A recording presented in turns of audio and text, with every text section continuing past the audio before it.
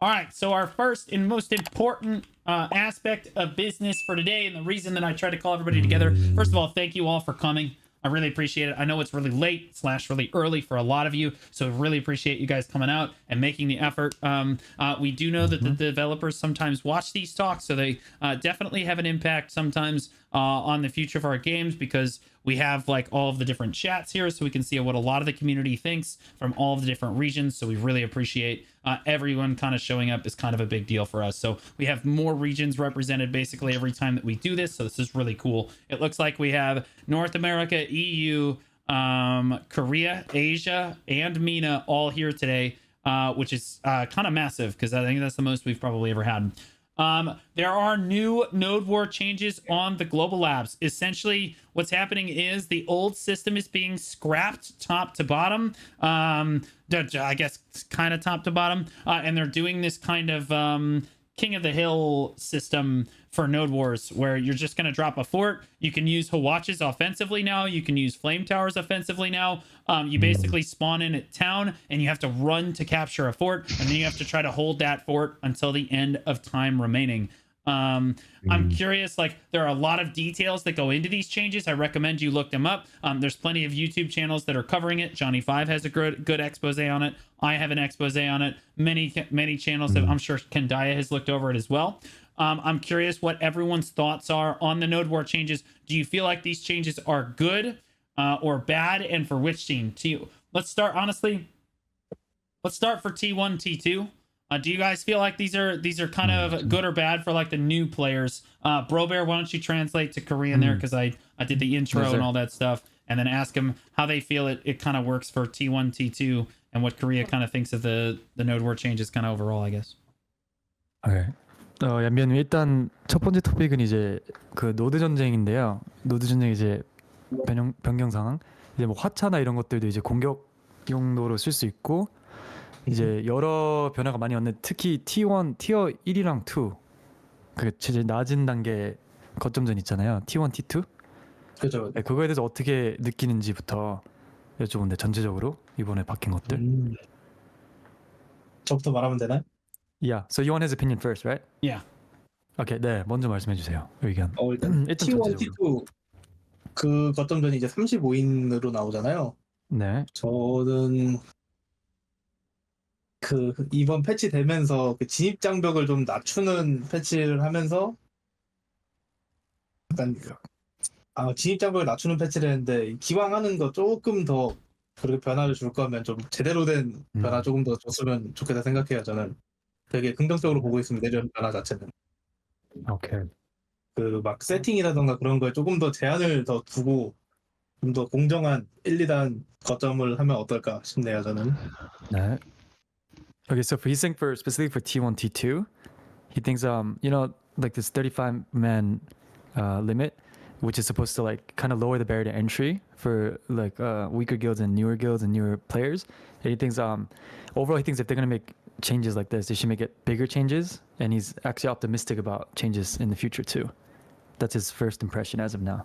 Okay, yeah. All right, that's good. Yeah, I think in KR it probably is being well received, because their node war scene's kind of dead right now. They're the big part of the reason why we're getting these changes. Asia, what do you guys think?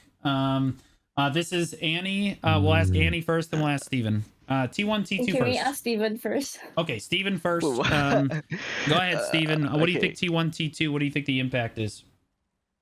I think for the new new guilds, like new entry guild, I think these are good changes, because there is no preparation needed for the node war, right? So you don't need to like prepare like 1 hour before, so it's more like beginner friendly, I guess. However, I think they need to adjust the maximum participant. I think 35 is still too many for tier 1, tier 2.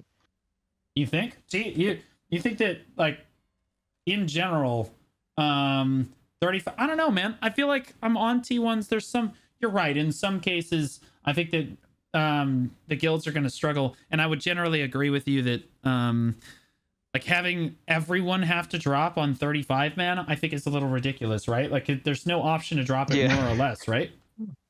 Yeah. Yes. I agree. Yeah. And the jump between 35 to 70, it's like how to say, too much, you know? Oh, it's crazy. Yeah, it's absolutely I crazy. think they should add like 50, you know? Yeah, no. Yeah, no, Yeah. it's absolutely insane. So okay, all right. Annie, do you share that sentiment? Yeah. I agree with what Steven said. 35 is a bit too much, and then 70 a bit too much. Yeah. I guess that's fair because again, yeah, 70 is also feels like we're gonna get to that next, but yeah, I think that 35 is kind of a solid middle ground, but like for a brand new T1 guild, for example, I think it would be like really hard. I don't, Tony, how do you feel about it? Tony, you run a T1 guild, right? T1, T2s we're working to get better to go to T3s, but I think the 35-man cap is kind of the good middle point of a established T1 guild. A newer T1 guild, yeah, they might have trouble filling that roster, but we fill 30 to 40 every war. So I think the 35 mark is great, actually. 70 is the next, that's a big jump. So I think they're calling it the T2s. I think it's a good spot right now for newer guilds. Okay, right on. I'm curious, Jason, how does EU feel about it? What, like, I know you probably checked the sentiment on it, and again, if you're an EU player in the chat, I would voice your concerns if you have them. Yeah, I think tier 1, tier 2 is kind of fine on EU right now. There's like a lot of fights happening. So the 1 hour maximum time might actually be a bummer for a bunch of them, right? Because might be shorter node wars than they currently have. Otherwise, like easing the entry level with like no more Diplo, no more base building and everything is like nice for new guilds. Like it's just start to get into PvP, which the tiers 4. So I think that's actually really good. Yeah. Okay. Overall, I would say for tier 1, tier 2, nothing changes too much, and the changes that are happening is fine. Like the number cap of 35 is fine. Okay, yeah, and what I'm seeing in most of the chats here is a pretty positive sentiment for like the T1, T2. Okay, so we overall 35-man cap seems to be a reasonable middle ground. Yes, it's going to be hard for a new player to pull that, but I think that, or a new guild to pull that, but like an established T1, T2 guild, okay, yeah, it's probably kind of a reasonable middle ground. Now let's ask everybody about like the 70-man cap. We move up to the 680 gear score cap. This is a bit of a jump. You're moving from literally like a Tuvala gear cap straight into 680 gear score, and this is the next cap node where there is no middle ground on this, and it's 70-man cap. I'm curious, we'll ask again, we'll start with KR. So Brobear, could you translate that for me? Yep. It's a 70-man cap node war, 680 gear score, the jump between T1, T2, or I mean like the first tier of node wars to the second tier of node wars. Ask them what they feel about kind of the state of that node war is going to be and what they think about that. Yeah. So 이제 지금 T1 얌얌님 그 T1, T2에서는 이제 뭐 35인으로 낮췄고 이제 새로운 분들한테는 좋은 것 같은데 갑작스럽게 이제 더 다음 단계는 이제 중간 그 이제 단계별로 올라가는 게 아니라 갑자기 이제 뭐 70명 플러스 이제 기어 스코어도 갑자기 680으로 올라가니까 그 중간 단계 없는 거에 대해서 어떻게 생각하시는지, 그리고 이제 T1, T2랑 이제 더 큰 전쟁의 이 뭐지? 무슨 말씀인지 아시죠? 죄송해요. 지금 좀 피곤해서. 예. 그래서 그거에 대해서 어떻게 생각하시는지. T1, T2랑 일반 그 더 큰 전쟁이 훨씬 너무나 큰 차이가 나니까. 네. 저는 일단 그 T1의 장비 제한이 동투발라잖아요. 네. 이제 그게 조금 이제 의미 없다 생각해. 오히려 차라리 T2를 끌어올려서 이제 무제한이랑의 격차를 좀 줄이는 게 좋다 생각. 이제는 동투발라 찍는 거 2-3시간이면 충분하고 이제 600 장비 공방은 이제 기어 650까지는 되게 한두 달이면 충분히 가능한 스펙이거든요. 그래서 차라리 이제 제한 스펙을 끌어올림으로써 이제 무제한이랑 격차를 줄이고 이제 그런 식으로 패치되는 게 좀 괜찮을 것 같다 생각이 들었어요. 오히려. 오케이. 그 T2 말씀이시죠? T1은 두고 T2를 이제 높인다는 이제 거죠? T1이랑 T2를 합치고 저는 그냥 아예 650으로 제한 딱 하나만 두자.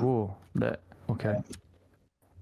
Okay, so Yambyam is saying that right now the T1 to get the Tuvala gear that you need for the capped lower end wars, it only takes 2-3 hours to get all the gears and stuff. Right. And he agrees that it's such a big gap, so he thinks that they should just combine T1 and T2 and make it just a 650 gear cap. So it's not. He doesn't think it's that much of a grind to get there if you want to war. So he thinks just make T1 T2 combine, make it a 650 gear score, just to maybe that's a way to kind of mitigate the huge gap of T1 T2 versus the higher. Really? The higher So wars. just basically do away with like T1 node wars, and then just like that's his opinion. Yeah. what about just He thinks lowering? like combine them. Okay, what about like lowering just like the jump from like Tuvala to maybe 650? Like, is it like you have like that's Tuvala, what he wants. But he wants the instead of Tuvala to 650 and get rid of the just combine it. Yeah. just get rid of Tuvala. Yeah. Okay, all right, For the war interesting. content. Tony, what do you think? Tony, what do you think about it? It's hard because there's two kind of sides to this. As we're growing, we're trying to get better. So like T1s, T2s is where we plan on being for a while, and then getting to the size to do the T4, T3, T4s, the 70 man. But we could have jumped in a T3 at like any time because we can get 40, 50 man caps sometimes. So now there's no way we can pull 70 mans to do a T3, T4 even if we tried. So we feel stuck. Like, I feel like I'm stuck in T1s and T2s until either we grow the guild or we alliance with somebody else. And as a guild that doesn't really want to do another alliance, it's tough. It's tough. So that 70 man cap is kind of high. Yeah, like I think the 70 man cap is something, and again, that I didn't hear Yambyam talk about that at all, but like the 70 man cap I think is one of the harder things to do. Even if you do have the gear score, pulling 70 players to a node war on any given night is probably going to be really hard for a lot of guilds. And like you have the 70 man cap that you're worried about, and then you're also worried about like the gear score average of your guild jumping from Tuvala all the way to 680 gear score. Tony, what do you think? Like it should. What do you think the jump would be like comfortably? Your guild that's looking to move to the next tier of node war. So what would you like to have it be like comfortably? 650 probably for the next tier. That's kind of what I think would be a good spot. Okay, so you would jump from Tuvala basically to 650 to uncapped. Yep. Okay. All right. Somewhere around there. Okay. Jason, I'm curious what your thoughts are on this. This is EU. I would say for T2, I mean, there's a lot of problems arising that go for like caps of like the numbers and stuff, right? So like the 70 cap going from 35 to 70, as I think Tony said it, there's like the option, hey, you're either making an alliance with another 35 guild or going to that 70 cap is like you're in that weird state in between where you would pull like 55, where a lot of people would be sitting on a waiting list and might get bored until you reach the 70 cap, etc. So that might be like lead into issues, as he said before. Also, the current, like I asked, pretty decent tier 3, tier 4 guild, like current tier 3, tier 4 guild, so future tier 2 guild on Europe. They are fearing a bit that with the 100 cap on uncapped, that a good amount of uncapped tier guilds just go on the 70 cap instead to farm, because not a lot of guilds pull 100 on Europe. So that like tier 2 would probably be the most filled area, but I guess that's more to that later on the uncapped part. Yeah. Give me a second, let me look through my list. So do you feel like it should be pulled down, or do you like does the EU feel like it should be pulled down to 650, or do they think there should be 4 different tiers? Like what's the solution I don't think here? gear was necessarily the issue. Like I think the gear caps were fine for Euro players. It's about the numbers that 70 is too high for tier 2 and 100 is ridiculously too high for tier 3. I think EU players would have preferred like 35 for tier 1, 50, 55-ish for tier 2, and then like 75-ish for tier 3. I don't think anybody currently in Europe wants 100-man content, really. Okay, good. There's That makes two of us. guilds pulling it. At best, we have realistically one alliance that pulls 100 people on a daily basis, maximum. Okay. All others are maximum 85 usually when it comes to node wars. On Siege, they do 100, but yeah. Like, okay. All so right. like in general, the number caps seem very off. Gotcha. We started with Steven before. It feels like Andy's more comfortable starting with Steven. Steven, why don't you go ahead on this? What do you guys think? Like, what's your opinion on it, Steven? And then what kind of sentiment have you been hearing from the node war scene over on the Asia server? Okay, for the cap, I don't think we have a problem with it. But for the participants, yes. I think it should be pulled down.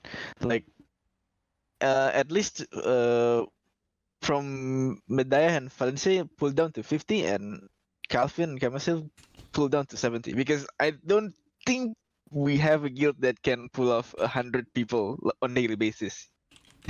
Yeah, I mean, yeah. I mean, it's kind of insane in the first place. Why would they have 100 maximum participant in the North War, bruh? Yeah, same. I agree. Like for Asia servers, like what I observe is that for certain or days, usually like in the middle of the week, it's very hard for guilds to pull up to like 50 plus people, especially for like tier 2, tier 3 kind of not war settings. And sometimes even on Fridays or Mondays as well, it's very hard to pull many people because like people are very busy. It's not like COVID days where everyone has like their free time and like they can play the games whenever they want. Yeah, it's very hard for right now to be able to like to be able to pull many people for like no wars right now. But like for the gear gap, right, I feel like it's okay. Yeah, that's 680 is like full pen armors with accessories, right? Mm-hmm. Yeah, I think for Asia it's okay for that. Okay. Like 680 is okay. Well, 680 is okay, but like consider the gap though. So you think like the gap is probably okay then? Like going from 2 bala to 680, you think it's not going to take that much time? It's okay. I'm just trying to make sure that I clarify. Yes, Actually, I'm not sure about this. Let's say you have a buff. It's like it counted to the stats, right? Like let's say you have a perfume and stuff, you know? Yes. Oh, then it's not a problem. It's not really that With consumables. high, I think. Yeah. I think 680 is not that high. Yeah, I don't think it's that much of a problem. I think the current AP cap is 265 in-game AP with proper buffs. You need 265 AP to reach it, I believe. Okay. Wouldn't be too hard. Oh. Okay, so caps are fine with consumables, and then Korea thinks the caps are fine as well, right? Isn't that what he said, Brobear? Let me ask. Are you talking about the 680 for the Yeah. Hunterman? Uh-huh. Let me ask. It's Yambyam the same as tier 4, right? Yeah. Yes. Yeah, it's the same as tier 4. 야, Yeah. 야면은 이제 그 노드 전쟁에서 이게 한국은 아닐 것 같은데 한국도 이제 680 기어 스코어 정도면은 100명 모으는 게 괜찮은지. 근데 아닌 거죠? 모으려면 모을 수 있는데 현 상황으로 아하. 그 정도 이제 평균 가진 길드들이 100명을 나오는 곳이 없을 겁니다. 없다. 현재는 없다. 한국에는 그 이제 무제한 T3라 그러죠. 네. 그쪽 연맹들만 100명이 나오고 있어요. 아, T4요? T3? 아니면 4요? T4. T4. T4가 네네. 무제한이구나. 거기서 네 개 정도가 있다고요, 길드? 두 연맹 두 개? 정도만 Oh my 100명이 나올 gosh, 거예요. 두 연맹. Oh my god. Okay. 네. Okay, so he says currently in Korea, not possible to gather even 100 for 680. It's just not Okay. possible. He thinks maybe 2 alliances could pull that off in T4s, maybe 2 at most. Yeah, he says is having 4 different tiers in the Korean server in the state of things right now for PvP. Node Wars specifically is not currently good for KR specifically. Okay. Yeah. No. Yeah. I completely agree with him. Like honestly, I don't think there's any region. NA and EU probably have some of the more active. And Asia, honestly, as Node War scene is kind of crazy sometimes too. But like, there's a lot of people on these other servers, and certainly more than KR, I think. And we can't. There's just no way. 70 people to 100 people. That's crazy. Plus, you're requiring these people to have more gear score too. You know what I mean? So like, it's just really tough. MENA, I'm curious, Quendya, what do you think about the MENA servers like Node War scene in this case?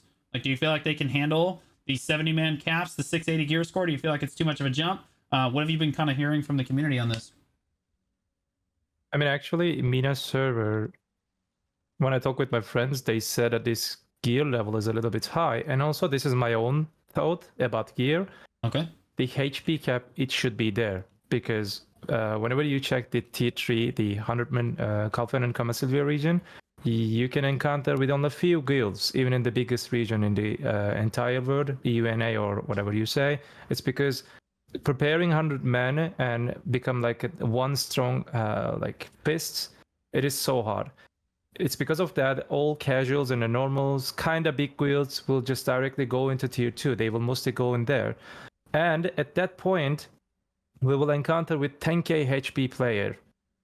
And if you check like directly graduated from season, someone graduated from season, then no way they will become like a 10k HP. So I want to see HP limit in tier 2 Node Wars. On the other hand, 680 is too much. It should be 640, 650. Directly graduate from season, get Capotias, get some items, some black stars and something. Maybe a few dead gods, and that's all. Nothing more. It shouldn't be that much high. On the other hand, 70 people for that. It's making like it's a little bit hard. It's a little bit harsh for most of the guilds. So I would love to see 50, and my friends also saying that 70 is a little bit much. 50 would be good because the new system will be almost everyday Node War and everyday some other things. People may not want to join the new Node War system every day. That's what I'm thinking. That's what my region is thinking. Okay, gotcha. Yeah, no, I would generally agree with that sentiment. I think that NA is a little probably split on it. They're probably, most of the end game players are actually okay with like the 680 gear score cap. They're like, okay, yeah, that's the better of the two caps, you know what I mean? But like, I think that the reason that they're okay with it is because they're already at that jump. I think the biggest problem that a lot of regions are struggling with is, man, that's kind of a jump. To be pulling 35 people to Node War with Tuvala gear to pulling 70 people with 680 gear score, there's just no way. Like the guilds are just gonna, like, there's just, everyone's gonna stay on T1, T2 unless you already have an established T4 guild, or, you know, like an upper cap guild. Did I miss Jason? I got did we got you right? Or no? Yeah, I have one more thing though. Go ahead. Like, Yeah, while we're go on the ahead. cap thing. Yeah. I don't know if it gets abused in KR a lot. Would be interesting if Brobear can ask Yambyam maybe. Currently for Cap Node Wars, Kaya necklace and Chimera earrings. I don't know why they are in there. They clearly stated tier 1 should be Tuvala gear, tier 2 should be 685 APDP. Realistically, you gain quite the advantage by being more than that, by being able to use an earring that gives you like 3 AP but 10% down attack damage, so 20% in total, and a necklace that gives you like 10 AP but 10% back attack damage, right? So in total, if you have like 40-50 gear score more, you gain a somewhat significant advantage. It's like not crazy, but you gain an advantage that the game clearly does not want you to have, right? So I think they should just remove them. They have no other use case outside of higher geared players getting an advantage on a capped gear scenario where it should not be. Okay. Yeah, I completely agree. Like, I honestly think... Is it abused in KR? Like, yeah. I think it's... Because Chimera earrings and Kaya necklace are quite easy to get, so why not just get it? Well, because you might not be able to hit the need cap. more than the That's the 685 gear score, right? Yeah. Yeah, Yeah. anyway, we have the privilege to have to use those because we have high gear. Yeah. Oh yeah, okay, right. okay. So- I'll take back what I say. Yeah, so is everybody else in agreement on this? Does anyone disagree? You think you should be using like the Chimeras and the Kaya are fine? Like, I would generally agree with Jason. I think that like players getting an unfair advantage, it's supposed to be capped for a reason. Players getting an unfair advantage with stuff like that is obnoxious, but like that's not the only thing, right? Like they use elixirs too, right? Like there's like, how do you truly cap this unless you give it some sort of AOS gear? Let's see what KR thinks first. Brobear, can you ask him what he thinks about Chimeras and Kaya's People Gems being used to basically exploit the caps in 680 gear score environments? So like a 720 gear score player would have a pretty strong advantage. And then again in T1, T2 as well. How does he feel about that? 야면 이제 전쟁에서는 이제 제한이 있잖. 이 제한 플러스 할 때 이제 뭐 T1, T2든 680 기어스코든 이제 뭐 700 이상인 사람들은 이제 키메라 그 귀걸이랑 카야 목걸이 끼잖아요. 전쟁할 때. 네네. 그 캡을 이제 어뷰징이잖아요. 거의 이제 따지고 보면 이것도 어뷰징이다. 물약도 쓰고 이제 경험 많은 플레이어들은 이제 돈도 재산도 많고 경험도 많고 이제 캡을 훨씬 넘으니까 다른 그 아이템들을 끼고 들어가면은 훨씬 유리하다. 이거에 대해서 의견 어떻게 생각하시는지? 그 부분에 대해서는 우리 한국 서버도 되게 얘기가 많이 나왔어요. 왜 제한 거점인데 저런 이제 뭐라 그래야 업그레이드 저희는 업그레이드라고 그러거든요.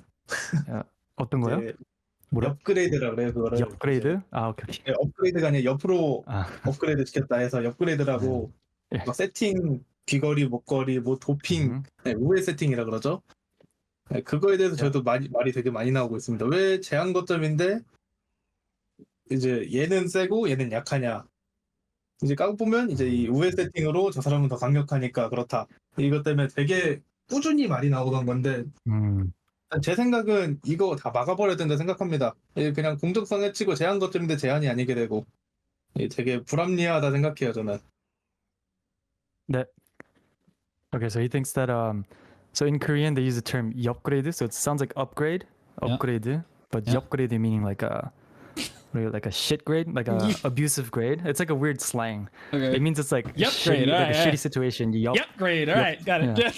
And then he's saying Alright. that the veterans are like setting their class they'll have two of the same classes, but one is clearly stronger in the cap because the veterans will know how to kind of surpass the cap with these equipments. Not only the more experienced, but he thinks that the majority of like a lot of KRs have been complaining for a while now. He said, so he's glad that you brought it up. And then he thinks that majority of Koreans are against it, and Yambyam personally thinks that they shouldn't allow it at all because it's completely unfair. That's what he thinks for the capped areas, yeah, especially T1, T2. He said. I completely agree. Yeah, no. The question is, honestly, I'm curious about this. This is a little bit offset, but it's kind of on that subject, a little off subject from the node war changes. We have a lot of different caps in BDO. I'm curious if we shouldn't just have like a Tuvala T1, T2, and then just have the game give us AOS gear for like capped, and then just have uncapped gear. So like you just have like the AOS cap, and then you have like T1, T2, or you could just have it all be the same, and have that be the same. Like, I don't know. I'm wondering if that isn't just the solution instead of having like 30 caps for everything. Then you could probably cap Siege a little bit differently. But like, how do you guys feel about that? Like, I'll ask Jason first. Jason, do you think that would work?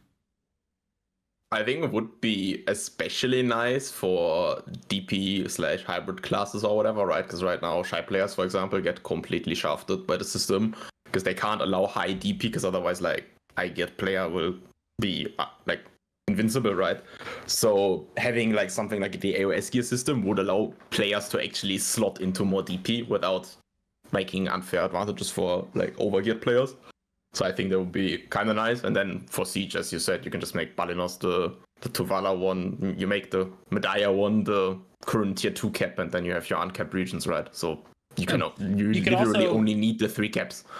I don't know why Medaya Siege is so different. Yeah. I think you could also just remove T1, T2 and make it AOS cap instead of T1, T2 cap. Like the Tuvala cap. Like the Tuvala cap's kind of pointless anyway, right? Players. Like why have a different cap? You know what I mean?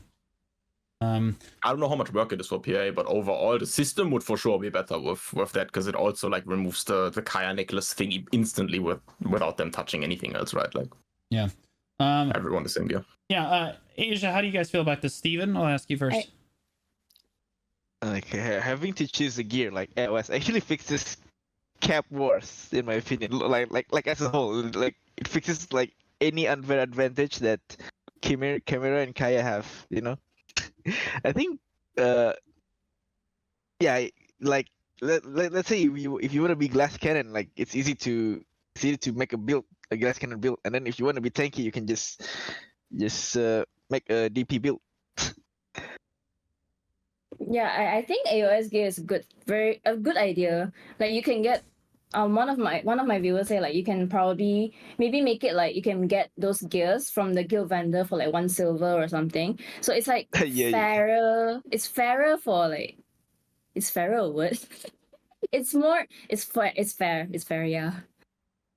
Okay, so you guys like that idea. There's some people in chat some people in the audience voicing no on that idea. Tony, how do you feel about that? Maybe just like removing T1, T2, just making it AOS, or just like capped altogether. Like, how do you feel like it should be implemented if you like the idea? I mean, it would give like newer players a chance to really experience Node War and not be at a disadvantage gear wise. So I think that'd be really, really nice. And then adjust the caps accordingly to which siege you'd be going to, and we might, be able to do a siege that way, one of the lower tier ones. So I think that'd be a cool thing to see. Okay. Quendya, how do Yeah. you feel about it? MENA. Sure. I mean, the first problem is right now in the game. I will talk about AOS and talk about other caps.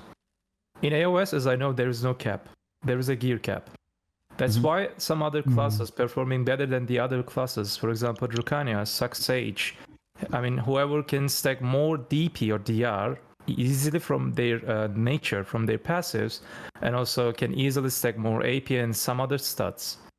So that's one of the biggest problem in AOS. And hopefully we will get something related about that. I also want to see some kind of stat limits in AOS. For example, let's say that with your normal gear at AOS, let's say that you have a 500 AP in casual, and it should be maximum 530 with your add-ons, with your buffs and something. So it will bring some kind of balance. So some of the broken classes in AOS can be a little bit, lower down. Scholar, we didn't test Scholar, but Scholar is coming like a nuclear bomb in AOS. So much accuracy, free AP, and so much other problems. And you will see, right now we do not have AOS season. When we have a season, we will see that a new meta will be Scholar, Drakania type of classes, and everyone will play them. It's because of the free stats from their nature. On the other hand, the other cap zones, we have many caps in the game. Why do we have them? Siege, nodes, 1, 2, 3, 4, I don't care. Just we need some kind of universal caps that fits to everyone. Maybe like low-level cap, mid-level cap, and uncapped. And that's all, and apply that for all of them. And also, as I said before, for mid-level cap and tier 2 and some other things, we do not have HP cap. We need maximum HP cap in tier 2 too. If we are adding cap to something, we should also prevent to abuse something. And veteran players or endgame players, they know how to abuse the stats. But like a casual player or a newbie, they do not know how to abuse it. They don't know how they can just touch 10, 12. I mean, you can see in tier 2 nodes in like few weeks later, 12k HP berserkers with a shy buff. Yeah. How can you kill it?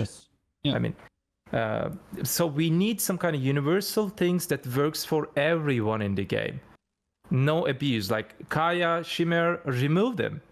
If there will be a solution, just remove them. That's what I'm thinking. Okay, yeah. Now I feel like eventually. Oh, I'm sorry. I feel like eventually people are gonna find ways to abuse, even if like you remove certain things, you add in certain things.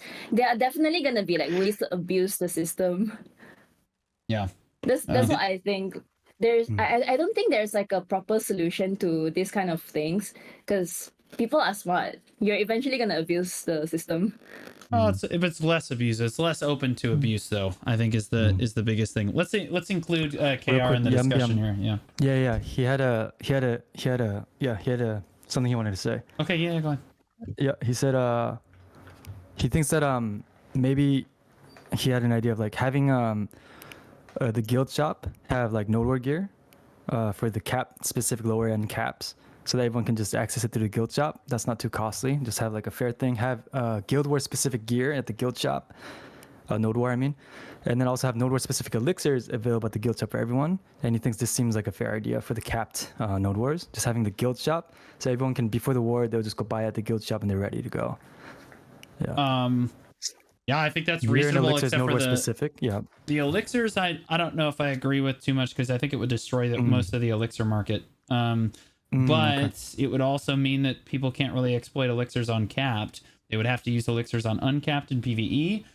I think that's honestly, that's probably fine as long as it's only for capped. Because then you can't, again, you have less people exploiting like the special attack damage in capped because like they can only pull like the consumables from the shop that work for node war. Guys, I'm curious. That's a good idea, Yambyam. Like I'm curious what you guys think about that. Jason, let's start with you here. I would say it's actually pretty good, yeah. Especially because it once again would lower the entry level for like newer players into the game. Because if you're a new player, to figure out like, yo, what stats are uncapped on a capped gear region? What can I abuse? What consumables do I need? Like what accessories, etc.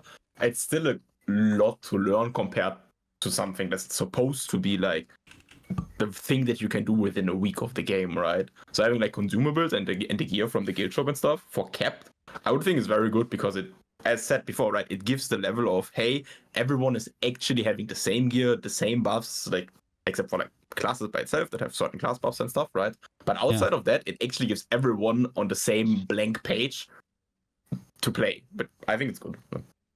Sag idea stolen. Yo, Annie, did you did you get your idea stolen, Annie? Yeah. Which No, idea because was I, it? I did mention about the Node War exclusive gear getting from like Node War shop for 1 silver. Yeah, like that. I think that I think it's a solid idea as long as it's like again AOS capped, and then like people can I do also whatever. think like I'm sorry. Okay. I'm sorry. I also think like if like we have Node War exclusive elixirs, it doesn't really affect the elixir market because like you can only use those elixirs specifically for Node Wars and Siege. Wouldn't that be like better? Well, you could use them for PvE though too. I actually I reconsidered. I don't think it really hurts the elixir market too badly because again, you have people still using their elixirs in uncapped, and then people would probably just use their elixirs more in PvE to kind of make up the difference. Like they would just have it would allow them to explore PvE more. I think it's a good idea. I think that's a W idea. Small thing, one second. Yeah, go ahead, Jason. That wasn't maybe mentioned. We're talking about elixirs, right? Yeah. But I would say one thing that's a huge damn advantage for people that have money in the game, which is probably the more gift player on capped. It's called the upgraded whale tended potion, my friend. You spend about 5 billion in a single node war if you pop those. True. Tier 1 players are not gonna afford that. They removed the Land of Morning Light potions because they were too expensive and abused by that rich one is players. crazy. And upgraded Whale Tendon, you unironically, like in a 1 hour node war, you spend more than 5 billion silver in Whale Tendon potions if you pop them. I was using the sturdy, well-tended potions for sure in T1s and T2s. I would. Yeah, but like those. you see how much it lowers your income, right? Like your progress gets reduced drastically on that gear level. Because 5 billion, like on Tuvala gear level, it's legit a new accessory. Like same with deep seas as well. Using deep seas in T1s as a like Tuvala Timmy, like that gets pretty expensive. Like thank you. Yeah. Mm-hmm. Okay. Quendya, have you spoken on this yet? How do you feel like about buying node war gear from like the shop and stuff and like consumables? It's okay. It's totally okay for me if they just make some kind of prevention to abuse the stats, abuse some other things that veterans can abuse. I'm totally okay for that. But we also need universal stats, not a specific gear, because if they do the same like AOS, that's problem because we need also stats limits. Yeah. Completely agree. Yambyam had another yeah. opinion. He mentioned how Jay's late night talk. I think he also mentioned it at the ball about how they're going to simplify all the elixirs, and he thinks even that would kind of help with this issue right now, simplifying the elixirs so you have to use less. Well, that should be done across the board. Yeah, and he said it's not happening. What is Jay doing? He needs to work harder. That's what he said. Real. Yep. Actually, I personally don't agree with limiting consumables. Okay, go ahead, Steven. No, I think for T1, I think they should. No, sorry. Let's say on T1, like even with consumables, it's very hard to kill people. I've tried T1 and T2. Steven, you're a robot. It's tough to understand you. Hold on. Yeah, like we'll have to come back to it. It's tough to understand you right now. No. Yeah, your ISP's turboed right now. Can you tell Yambyam we generally like super agree with basically both of those suggestions. I didn't hear almost any opposition except for Steven here again, who's going to reconnect. Steven, try to talk again real quick. Is my voice clear? Hello? No, you're still a little kind of crackly, so we'll get back to it. So I would just translate to Yambyam that like seems like all the other regions pretty much are in agreement that was a great idea. I think with we would be okay with that. Yep. 지금 전체 지금 한 분 빼고는 이제 그 아시아 서버에 두 분이 오셨거든요. 방금 말씀한 그 스티븐님이랑 여성분 애니님. 애니님은 찬성인데 스티븐님 혼자 빼고는 이제 나머지는 다 찬성. 그 얌뱀님이 얘기하신 그 길드 상점에서 사기끔 하든지 노드 전쟁 전용으로 살 수 있게끔 하는 게 좋을 것 같다라고 다 지금 다들 좋은 의견이라고 생각한대요. 감사합니다. Yes, sir. He says thank you. Okay. Now let's talk about the 100-man uncapped. Is there anything correct about this? I personally think there's like 100-man is just too many. Nobody can pull 100 people except to siege, generally speaking. I also think that like 100-man uncapped is just not doable. I don't think there's going to be very many guilds. There's just too many people. They're going way too hard on that. Like, what man cap do you think is appropriate for uncapped? If you don't agree with this, is there anybody that actually does agree with it? Let's ask Yambyam first. We'll ask the KR. So I've been out. So is this T4? No, this is the uncapped. This is like all of the uncapped. It'll be 100 man. Yeah. All of uncapped is 100 man. What? And like, is it like that right now? I've been off the game for a while. It is not like that. Right it's now. going to be though. Yeah. Is that what's happening? Okay, got it. So you want to know like what he thinks about it, and if he doesn't agree with the 100, what number you think is okay. Yeah.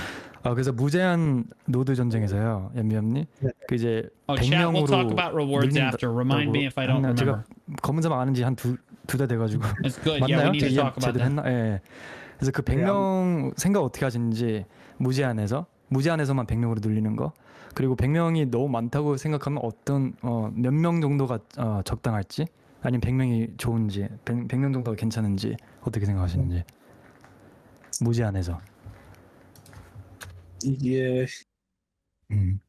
애매한데 이게 시스템이 현재 그 장비 단계 이제 티어죠. 티어에 따라 인원수를 고정시켜 버려서 이게 어쩔 수 없이 무제한 100명을 하긴 한 것 같은데, 아무래도 이게 100명이 최종 콘텐츠잖아요. 이제 100명이 아니라 그 무제한이 최종 콘텐츠다 보니까 퍼러비스는 그만큼 인원도 많아야 된다 생각하고 100명을 한 것 같은데, 이제 각 단계별 인원 세분화가 없어진 만큼 되게 어렵네요. 잠깐만요. 네, 천천히 하세요. 이게 So he's taking about his opinions, and then he's saying it's kind of hard to lay out like a specific, like he put one opinion and he's thinking about the second. He's trying to articulate his second opinion. Yeah, well, what's his first opinion? In a few seconds, 그러면 생각하시는 중에 지금 I'll just translate the first part while he's thinking. Yeah. So he said he thinks that it's restricted by tiers and it's locked in already, which is why he thinks that PA probably decided on 100 men since it's end game content. Yeah. So he thinks that PA probably thinks that end game content you need bigger wars, bigger numbers, and then he kind of trailed off and he's gathering his thoughts again right now. Yeah, I think I would generally agree. I think that as long as War of the Roses keeps coming through, and then you have Siege too, you have a lot of content that includes a lot of people. But I don't think that Node Wars can really pull 100. I haven't seen a guild pull 100 people to a Node War since like Reforged has done it, Cho has done it, Digi has done it, Corrupt has done it. I think Barcode has done it, and then maybe one or two other guilds in the history of like the game. Like it just doesn't even NA happen. would struggle. Yeah, NA would definitely struggle. Jason, how do you feel about EU? Can I just translate that part first? Okay, hold on. So sorry. Yeah. 그러면 일단 그냥 해석해드릴 북미에서도 100명은 너무 많다고 생각한대요. 한국 문제도 있지만 따로 인원이 부족한 거. 근데 북미에서도 100명 모으는 건 무리라고 생각한대요. 네. 저도 그렇게 생각합니다. 당장 한국 상황만 봐도 사람이 있는데 당장 100명 구하는 건 정말 어려운 것 같아요. Yeah, he totally agrees, especially in KR. He disagrees with the 100. Yeah, but he hasn't set a number that he thinks is fair.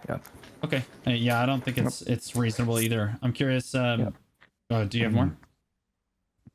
No, that was it. Okay.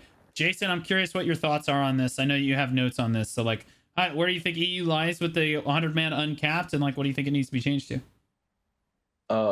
I spoke with the top 3 alliances on Europe server. Realistically, at best, our rank 1 puts 100 consistently on Node Wars. They redid their alliance, so it's hard to say. Currently, they don't. With the new alliance, maybe. So as of today, we do not have a single guild/alliance in the game that would consistently pull 100 man uncapped on Europe. most guilds, like the top 3, usually center in around 85-ish for a Node War day. That's like the top 3, and then below that is also like a good amount of 75-ish or something, maybe someone even 60 and stuff, right? So 100 man is just unreasonably high. I don't think people can't, like, the guilds don't reach it, and they also don't want to reach it because people just don't enjoy 100 man that much right now. I've heard almost everyone say that like maximum 80 cap is where it starts to like fall down fun-wise. Even 75, 80-ish or something is already a lot, right? They don't want the 100 man cap because it's simply not fun. They can't pull it either. And saying like, yeah, but then like incentivize for them to mass recruit also doesn't really work out because, well, you don't want to mass recruit because either you have to do a new alliance that you don't even want to have in the first place, or you mass recruit players that don't match your current like standards that you don't want as well. So it's just a bad system for the current situation. There's not the amount of players, not the amount of guilds to make 100 mans, in my opinion, Mark. Or like in the opinion of what do you think about 70? What do you think if the uncapped was 70 and maybe like the 680 was 50? Yeah, I would have said like tier 2, 55, 60, and then like tier 3, like the uncapped, I would have said like 75-ish. But yeah, that would work as well. But like something between 50 and 60 for like tier 2, and then something between like 70 and 80 for tier 3, in my opinion. This is the spot where you want to be. Okay. Okay, Annie and Steven. I guess we'll try Steven. Steven, you back? Yeah. Hello. Is my voice? Yeah, you're good now. Okay. Yeah, you're fine. I think 70 to 80 is like a perfect number for the uncapped ones, and also it's kind of impossible to get 100 man on daily basis, right? And do people really enjoy 100 versus 100, bro? Like even on Siege, when people are pushing castle, like everyone is complaining about lag, whether it's FPS lag or network lag, you know. So, in my case, I don't really enjoy 100 versus 100. So yeah, I think 70 to 80 is like better, I guess. Yeah, I agree with that as well. Also, if it's 100 man, some people can just be like, oh, since it's 100 man, I can just join later, and then by later the war would have ended already, and that would probably allow like some people to somehow leech the rewards without going to war, which is like quite unfair for the people who like pull out some time to go for the war and actually won the not war. You get what I mean? And yeah, the lag issues is it's quite bad in Asia, I feel. If there's too many people, there's gonna be like frame drops, and a lot of people are just gonna complain about like frame drops, lag, desync, and all those. Yeah. Okay, gotcha. Quendya, what do you feel about like a fit? Like, do you think that the cap is too high for 100? Do you think it's doable on MENA? Like, what do you think? Do you think it needs to be pulled down to something like 70, 80, like we said? Yeah, I would like to see it 70. It's because we are playing game at all. I mean, people can have some problems in their lives. They cannot join the fight. So putting there like a maximum 100 and uncapped. Okay, I'm okay with the uncapped stats, but 100 is just making a little bit problem, because if you check all the big guilds and alliances, their main goal is just hold the castle, not directly their main focus, not directly node. And because people just set their lives for siege mostly, but node war is some kind of, it has to be a little bit flexible. So what I'm thinking is 34 tier 1, 54 tier 2, and also 74 the uncapped scene. That's what I'm thinking. Yeah, I mean, I think that's reasonable. I think 30 would be fine too. I think 30 is honestly a better number than 35 in my opinion, for like the first cap. 30, 50, 70 would probably be my ideal go-to, because it puts less stress on the guild to pull more people. I think you just burn people out. Tony, how do you feel about it? Would you rather see it be 30 than 35? Would you rather it be 50 or 60 and for the middle? And then where do you think the uncapped should kind of lay? Personally, me, I like the 40-man T1s better than like the 30 and 20-man T1s. Well, it's about how many guilds can actually pull those. Yeah, so that would be, you know, want the 35 kind of, then. Yeah, 35, but I could see 30, 30, 55, 70, something like that for each cap. But I don't know, doing uncapped on NA and it being 100 people and fighting 100 show members. It's not doable. And uncapped. Yeah, No way. No way. I think there's not going to be many uncapped fights at all if it's 100 man. I think it'd be very slow for those end game guilds. Okay. For sure. Yeah, ask Yambyam what he thinks about like maybe like more of a 30, 50, 70. Or like somewhere like 70, 75, 50, 60, 30, 35. Perfect. Yeah, I'm actually live translating privately, so in the DMs with him. So he actually also asked me a question for you guys. I'll take that right after I ask him. So he said 30, 50, 70. Okay. 얌얌한테 먼저 질문하고 그다음에 제가 얌얌 질문을 토스할게요. 다른 분들한테. 그래서 블루님이 지금 얌얌한테 질문하고 싶은 게 그 전쟁 인원수를 제한을 이제 그냥 35 이렇게 하지 말고 30, 그다음에 50, 그다음에 최대가 70으로 제한하는 거 어떻게 생각하시는지 얌얌은? 일단 30, 50 두 개는 괜찮은데 70은 이제 100인이 사라지는 거잖아요. 근데 저는 100명의 존재 자체가 그 공성, 이제 점령전이죠. 공성전. 거기랑 연관이 돼 있어서 100명이로 설정한 것 같아서 그 100명 거점 존재 자체는 필요하다 생각해요, 저는. 오케이. 나중에 공성까지 연계되는 걸 생각한다면. Okay. 네. So he thinks 30, 50 he agrees with, but he thinks that if the 70 is going to replace the 100, he thinks maybe there does need 100-man content does deserve a place in the game for endgame. Maybe if it's connected to Siege, he's looking at Siege content also. Yeah, so he thinks that the 30, 50 he agrees with, but getting rid of the 100 for the 70, he thinks the 100 does need a spot somewhere in the content, maybe. Just to have it there, knowing that that kind of content exists. That's kind of his opinion right now. He also had a question for you guys earlier, before you tossed that question. He wanted to ask everyone in the call right now. So if there was 3 options, the number 1 being get rid of alliances completely for Node Wars, and then lower the maximum numbers, like you guys are suggesting, maybe even lower. I don't know.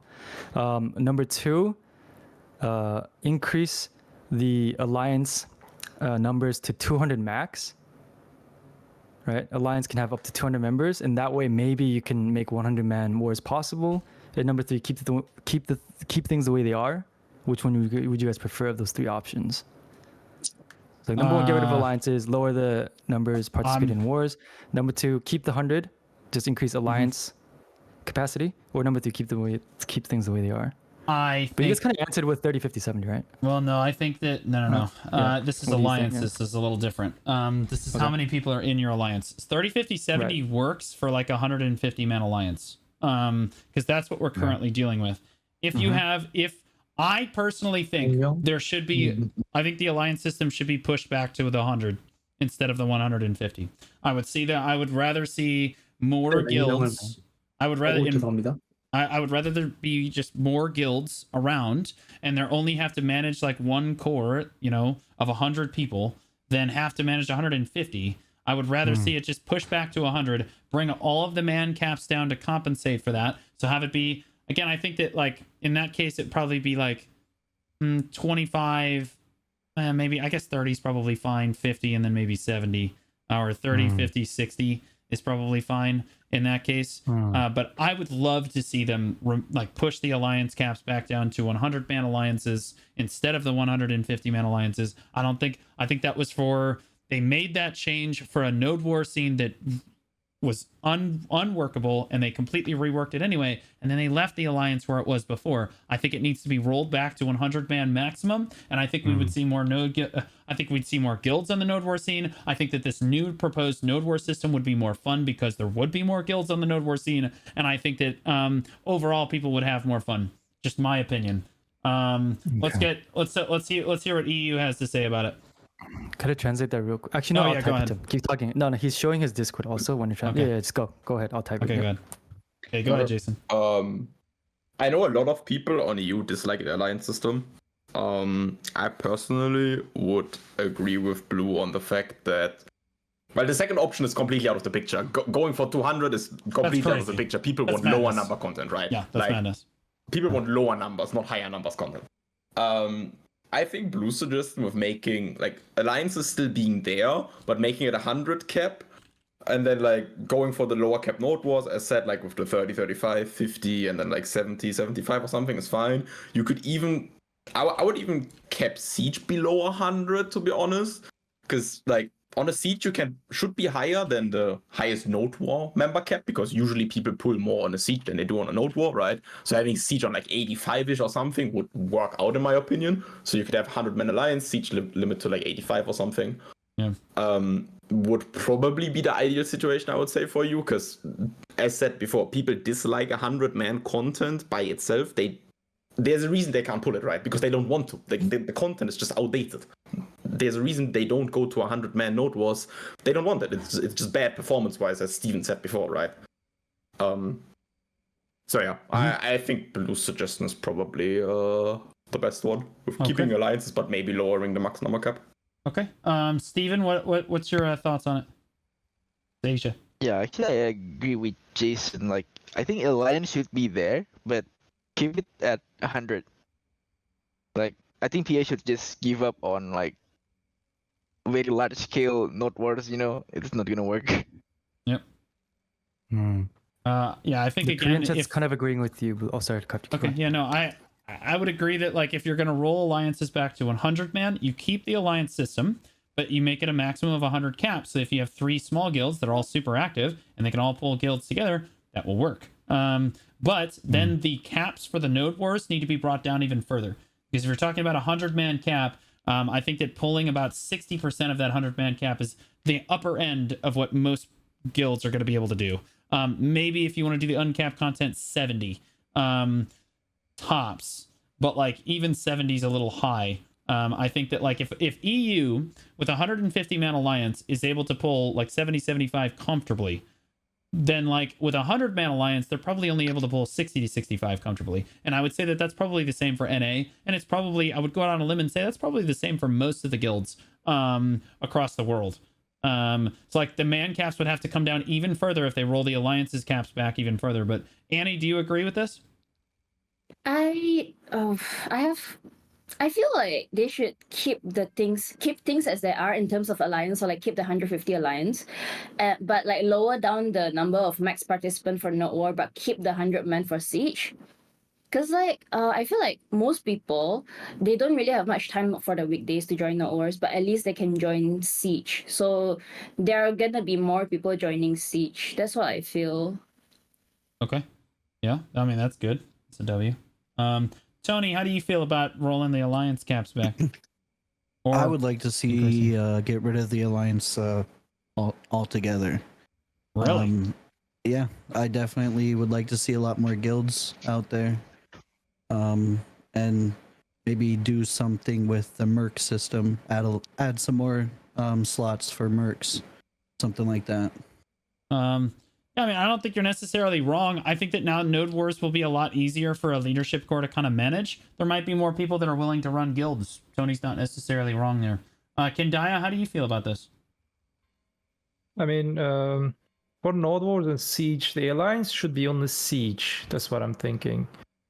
And for node war, everything was okay for me. 30, 50, 70. For sieges, alliance only should be for sieges. It's because that's what I'm saying, like in before, alliances mostly siege oriented. They're focusing on siege, not nodes. So if they just create some kind of new system for alliances, like 150 can stay same, or they can reduce it, I don't know. But it should be only for sieges. That's what I'm thinking. Okay. But so like, what if they make alliances 200-man, but alliance can drop together on siege? So like how do I say this? If say like guild A and guild B are both alliance, and then for siege they drop together as guild A and guild B for the siege. What do you guys think about that? Okay, so how do they qualify for siege then? Because every guild that qualifies for siege has to have a node. So does guild A and guild B both need to take a node, or what's the deal? They both take a node as together as an alliance, and then they drop together for siege. Well, you just said they don't drop together in node wars, so yeah, they don't drop together. They drop together as one in for node wars, but like they drop separately for siege. Is that? I don't know. No, I think you're mixing it up.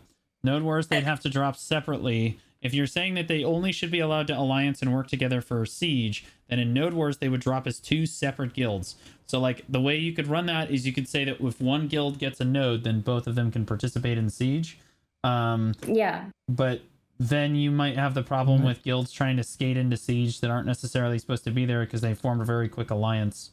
I'm not sure. I'm not sure how balanceable that necessarily is. Like again, with Quendya's suggestion there, but like, yeah, I have it written down here.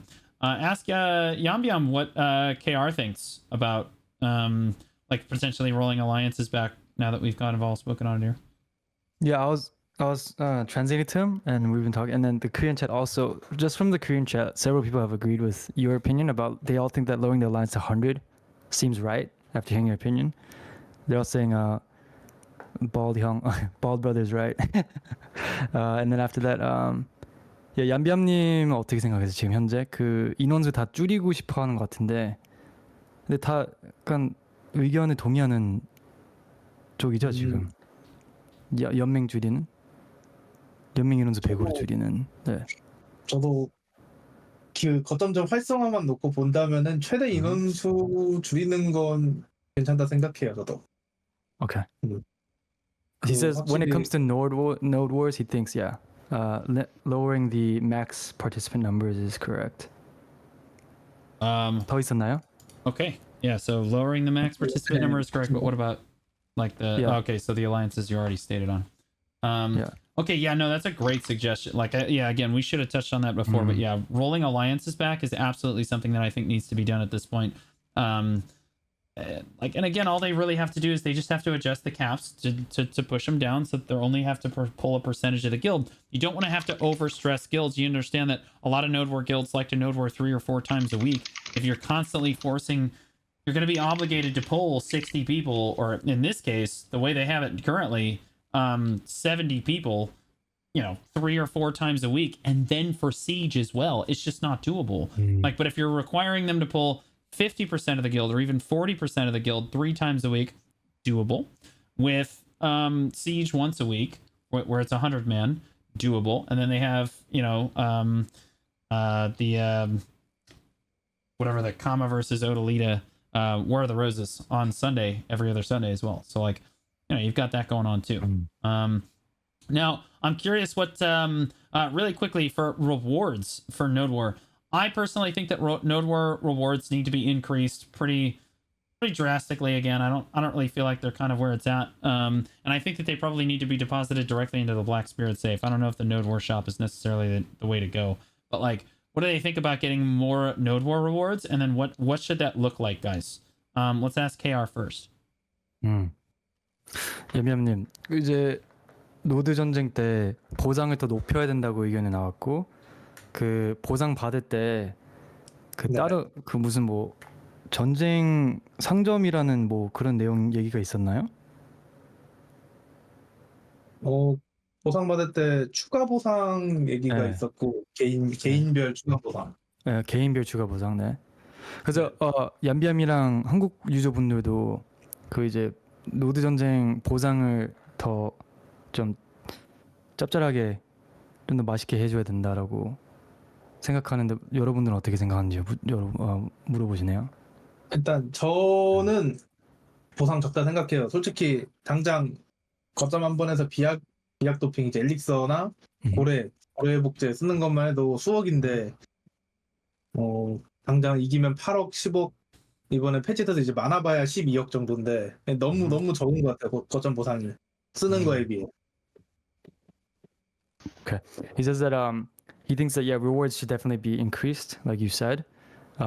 He knows that the individual rewards have been kind of juiced up, but he doesn't really think it's worth it, including Elixir's costs plus whale tendons alone is like too much cost compared to the rewards of actually winning the war, let alone if you don't win. So yeah. Okay. We're completely in agreement on that. Yo, Jason, how do you feel about it? I'm sure you probably feel in agreement here. I would love to. There's one thing though, that why I think increasing rewards is not the play, but reducing the costs of consumables and stuff rather. if you increase the rewards, you will have people going for like the 5-minute node war, not popping a single consumable, trying to go for a quick bag and getting 5 billion. I'm gonna over exaggerate on the rewards, right? Saying 5 billion now for a node war win, right?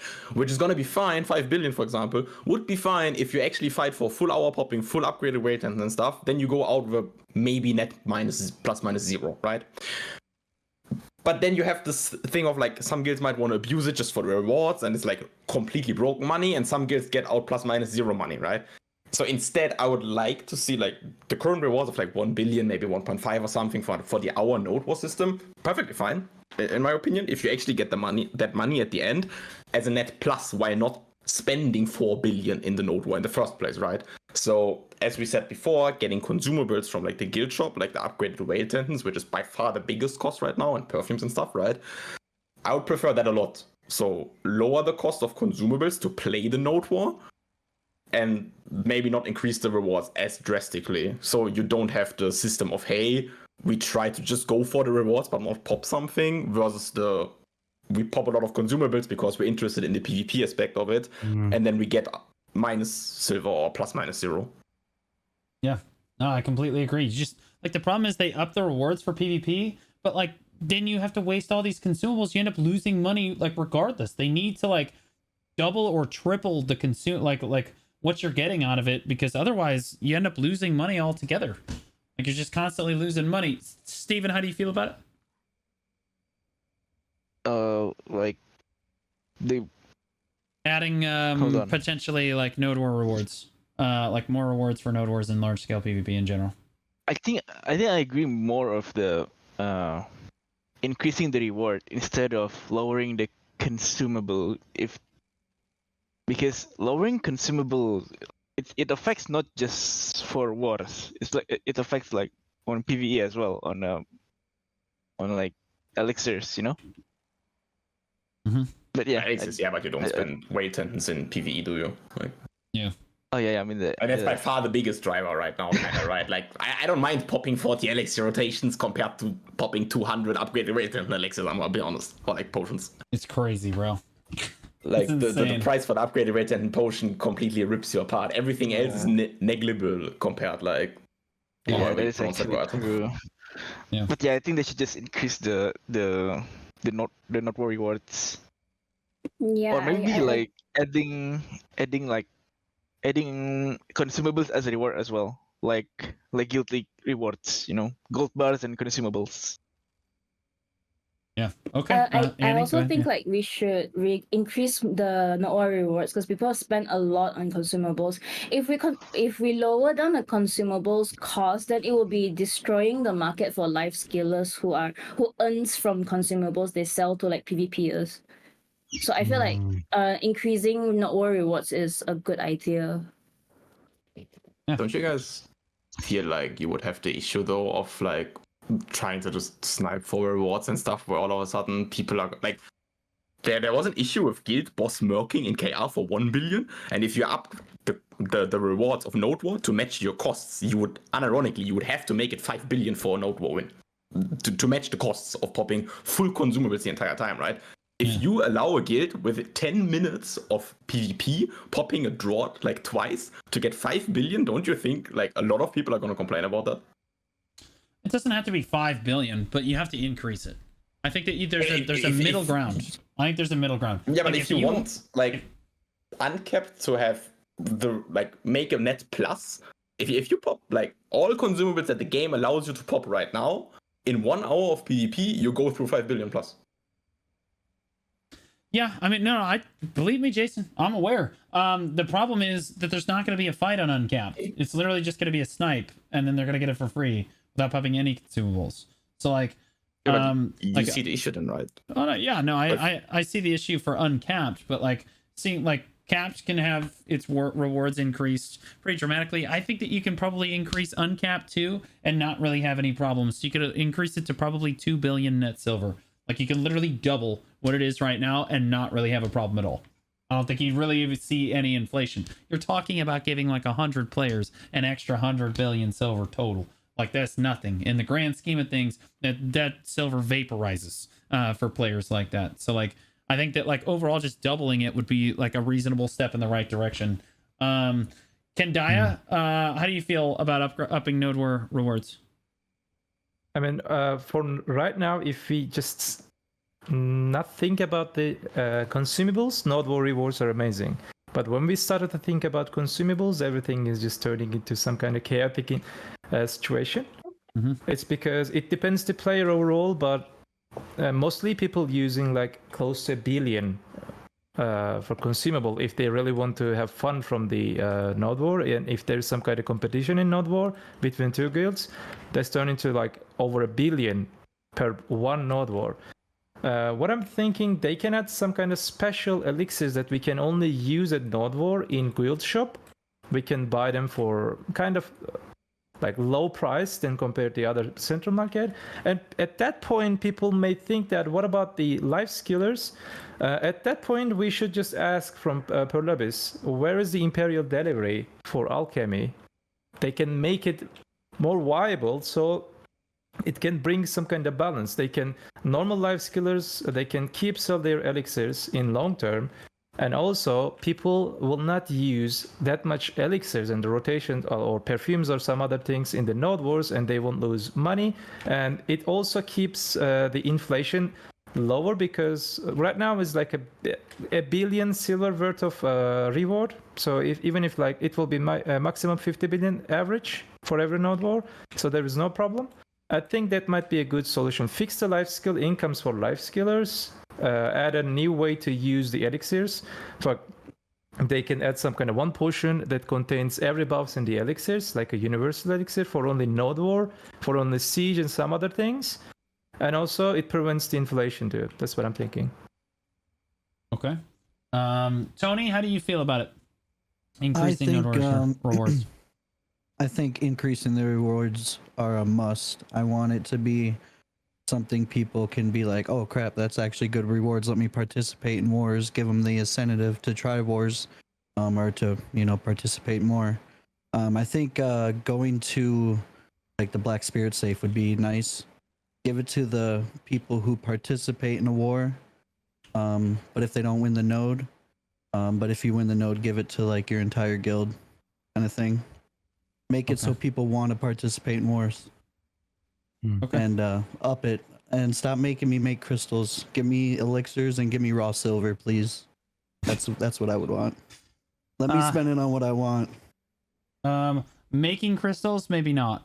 Well, I mean, like, I think you have to. There's a give and take to the market. If you just give them too much raw silver, it's just direct inflation. If you give them something that you have to trade for raw silver, there's at least an exchange of goods that happens there. So there's marketplace economics that kind of go into that a little bit. But I'm curious, Jason, how do you feel about being able to buy just consumables from the Node War shop for like giga cheap?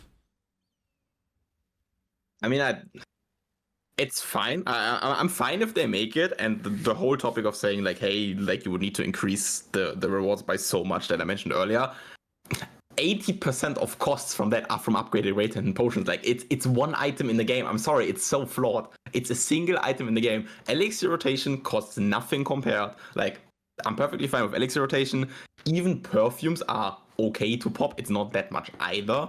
It's that one damn item that needs massive adjustments if you want PvP to be rewarding. Because right now it's a choice of, hey, do I want to get about 45% more HP with one potion than the blue one? Okay. And make minus 3 billion in my Node War, or do I want to go plus minus 0 and just miss out on it? They showed that they don't want that with the Land of Morning Light potions, in my opinion, right? Because they removed them because they were too expensive. And now we just have better Land of Morning Light potions that are even stronger and more expensive. It's weird to me. Like, give me maybe the upgraded whale thingy at the end of the Node War instead of the crystals. I don't care, like, but something like has to happen. How does Yambyam feel about like potential, like the whale tendon potions costing way too much money and like the consumable fix? Like, where does he feel like the rewards need to be pushed towards? And then kind of what is this chat saying?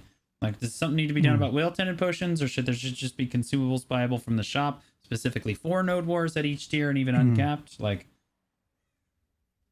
야, 얌얌님, 지금 계속 비약이랑 그 가격대 얘기 중인데 이제 가격이 되게 높잖아요. 그래서 그것 때문에 보상을 높여야 되는데 그거에 대해서 어떻게 생각하시는지, 어떻게 변경했으면 좋겠나? 아까랑 비슷한 일단은 질문이긴 한데, 네네. 비약에 좀 더 집중. 네. 일단은 이게 생활 쪽이랑 관계에 있다 보니까 막 네. 한쪽을 없애거나 그러는 건 아닌 것 같고요. 그래서 거점 보상 일단 확실히 늘려야 되고, 일단 저 추가적으로 하나 더 그 비약 네. 종류 그냥 통폐합했으면 좋겠습니다. 그냥 하나로 다 먹을 수 있게. 오히려 하나로요? 오케이. 그냥 하나 먹으면 모든 비약 다 먹어지게 약간 이런 오. 식으로 좀 바꿔줬으면 좋겠어요. 약간 특별한 걸로? 아니면은 전체를 다 없애버리고 하나로 합치는 거예요? 네, 그죠. 아, 그러니까 그 전쟁 전용으로요? 아니면 그냥 전체 게임에서? 그냥 전체 비약이 다- 게임에서 아, 이 interesting. 당장 네. 비약 말고도 받을 버프가 너무 많은데 비약까지 쓰는 건 Okay. 더 어려운 것 같아요. Okay, so he thinks that obviously yes, that's the main reason that we need to increase the rewards from the wars to make it more enticing for people to want to participate. And he had a really interesting thought. He said he really wishes he thinks that individual classes a lot of them have buffs already, and there's a lot of buffs in the game. He thinks that he should make all the elixirs just combined into one, so it's easier to use. Yeah, and I said, do you mean just for Node Wars, like specifically for Node War, a special elixir? No, he said no. He's in the entire game. He just doesn't like having so many elixirs to run for different parts of content and stuff. He thinks he gets in the way. He also had a question from a little while back that I wasn't able to squeeze in before you asked the next question. Yeah. He thinks that he wants to ask your opinion about what you guys think. He read if the rewards were based on personal performance also. So there's like the current rewards, but then also add individual reward for each player based on their performance, whether it's kill, assist, repairs, things like that. And he thinks that then it'd be a little less rewards based on victory, and people focus a little more on their personal war performance. The problem with, in my opinion, doing it based on war performance is that most people are basically just going to focus on kills at that point, because that's the only metric we have for war performance. And if they were going to try to base it on your war performance overall, they'd have to add stats in the post lobby, like healing done, CCs achieved, like tanking done, damage done, number of kills, number of annex kills. It would get really complicated to do it by performance, and like I don't think that they're prepared to kind of add. We've wanted more stats in the post-war lobby forever. Like the support classes particularly have wanted, like, hey, look, how much healing did I do? You know what I mean? Or how many assists did I have at like a very basic level? How much damage did I do? You know what I mean? I think that people would find that like a lot of fun to see stats like that, but we don't have any of that in the game.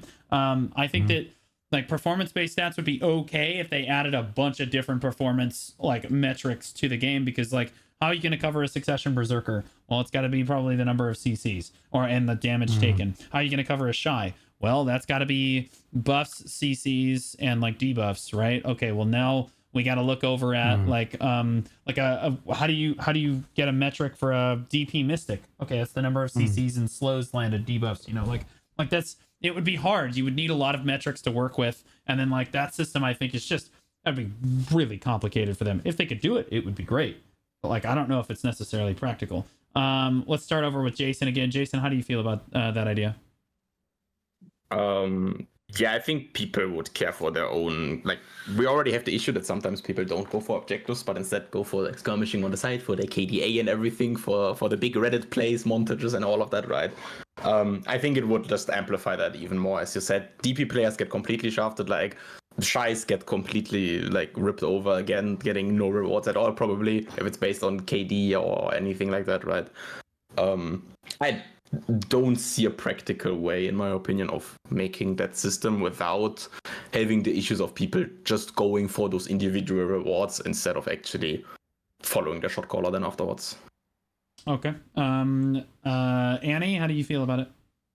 I don't really agree with the personal performance based rewards, because like some people will feel very demotivated to join because they feel like, okay, some people like myself, I would feel like I don't have the skills or the gear to join the Node War, so why should I join? And I also feel like if say like I don't earn much from war based on my own performance, it's not really worth for me to join, since there are like better contents out there, such as Guild Boss, that earns you like 1.2B for just maybe 1 hour or 2 hours. Yeah, I would feel yeah, very demotivated. I also feel like if it's performance based, right, people won't really focus on objective on like winning the nodes and stuff. That's what I think. Okay, gotcha. Steven, do you agree?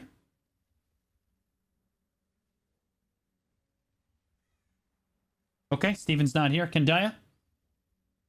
I think the node war system right now, I mean the siege system, the stat system is not enough. I agree with that.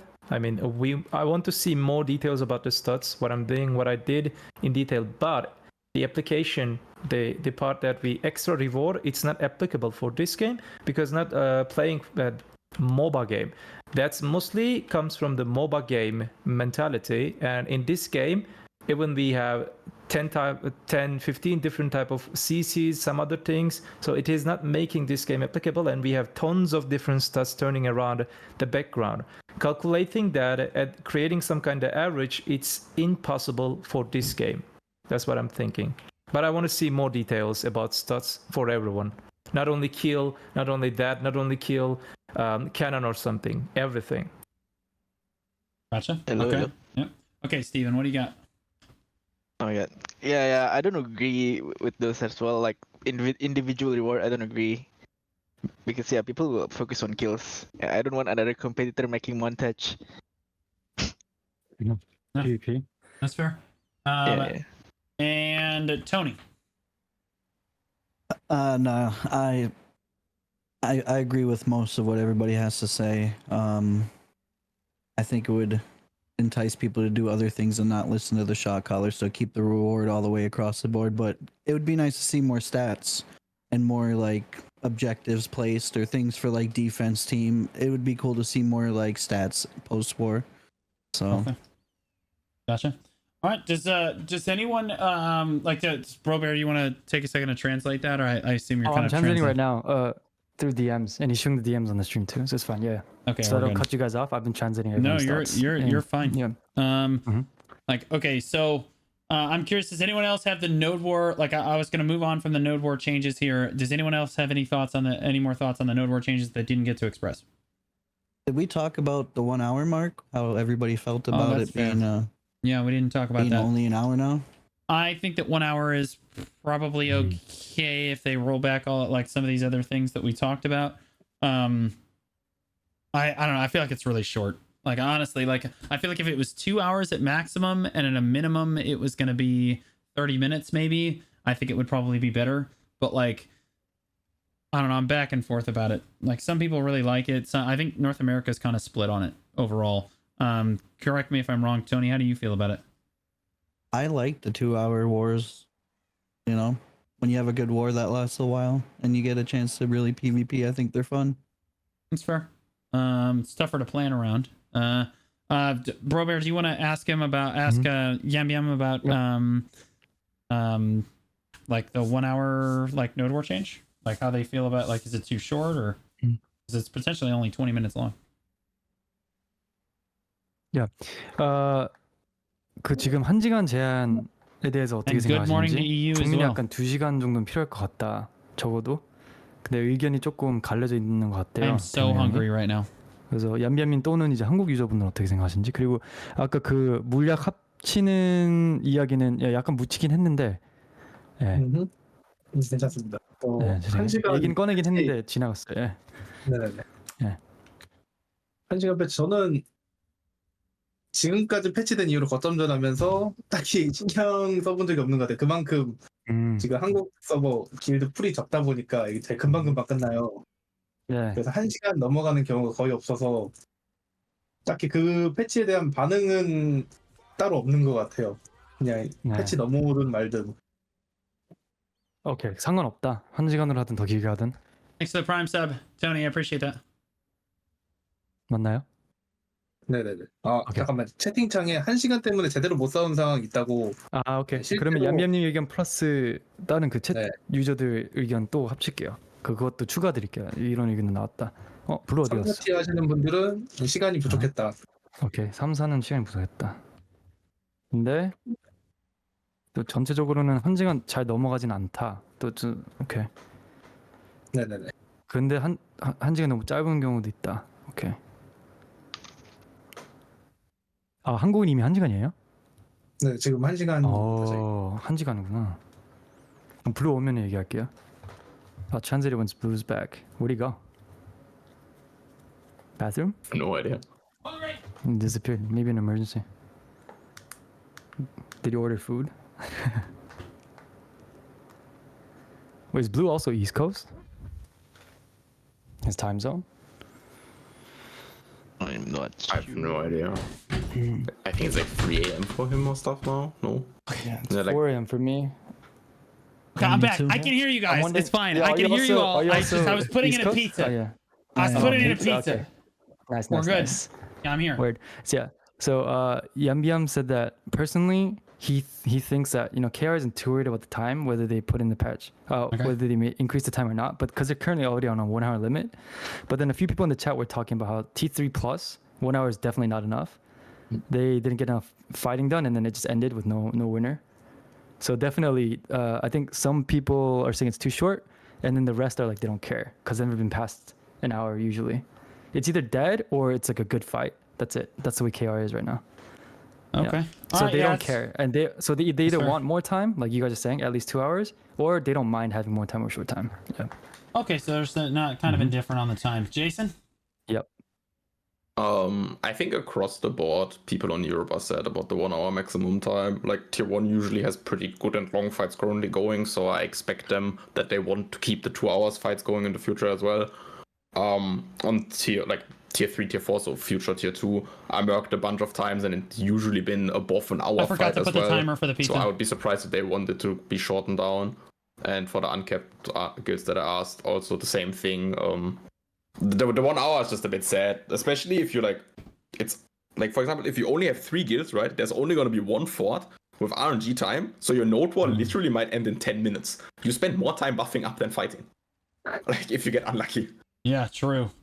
Like, there's RNG involved in the system as well, right? So, like, the minimum time that Blue said of, 30 minutes at least, and maximum 2 hours, I think, would be the thing that EU and A probably wants. We already, made the massive post against getting the 1 hour system as of right now, right? KR has it and we don't because we heavily voiced our opinion against the 1 hour system. Yeah. Okay. How does Asia feel about the 1 hour system? You guys have had it for a little while now. Are you guys indifferent like KR is? We'll ask Steven first.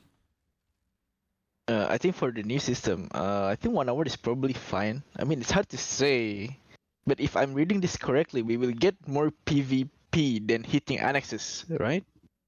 Yeah. Yeah, I think it's mostly Hopefully. fine. 1 hour. Mhm. Yeah. Okay. Annie? I feel like it's a bit too short because there's too many annexes to deal with, and some more like annexes are quite. You have to deal with the flame tower and then the Hwacha and everything. It's too tanky. It takes a lot of time, and then usually for I'm not sure about T1 or T2, but T3 and above, usually it ends in a stalemate. But some people thinks that war is kind of boring after 1 hour, so I'm a bit. I feel like it's a bit too short lah. But some people would disagree with me. Oh yeah, actually, I would suggest they reduce the respawn timer because Yeah. you kind of need to wait 1 minute, 55 seconds, after 1 hour. Okay. Yeah, makes sense. Yeah, I mean, they could just reduce the rewards for snipe node wars. At least that's what people in chat are saying. So Yambyam Good. added a comment saying that the official reason that they changed it to 1 hour is because it's a something I think it's a pre-patch for Koreans, because according to Korean users, if the war ends within an hour, then until 11 p.m. they can't do guild leagues. So they shortened it to an hour so that it ends at 10, so that everyone can go back into guild league, so that it ends all at the same time. That's what Yambyam said. So just enabling Guild League while having think. Node War, so that if you're Actually- out of the Node War, you can queue for Guild League is not possible. Well, And instead they cut super down the obvious, Node War right? content for every player. That's what he said. Yeah. Guild League You is would the not be main able to just content. allow guilds. Yeah, why can't we guild league? That 얌얌이 should 이야기 be- 방금 yeah. 해석돼서. Yeah. Yeah, that's fair. Yeah. Yeah, I mean that's fine.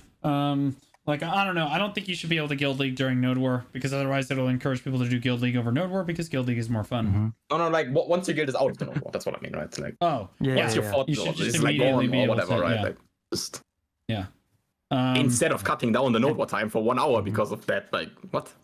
makes sense. Mm. Okay. Anyone else? Anything to add about Node Wars? Node War changes? I want to say something Go ahead. about the time. Yep.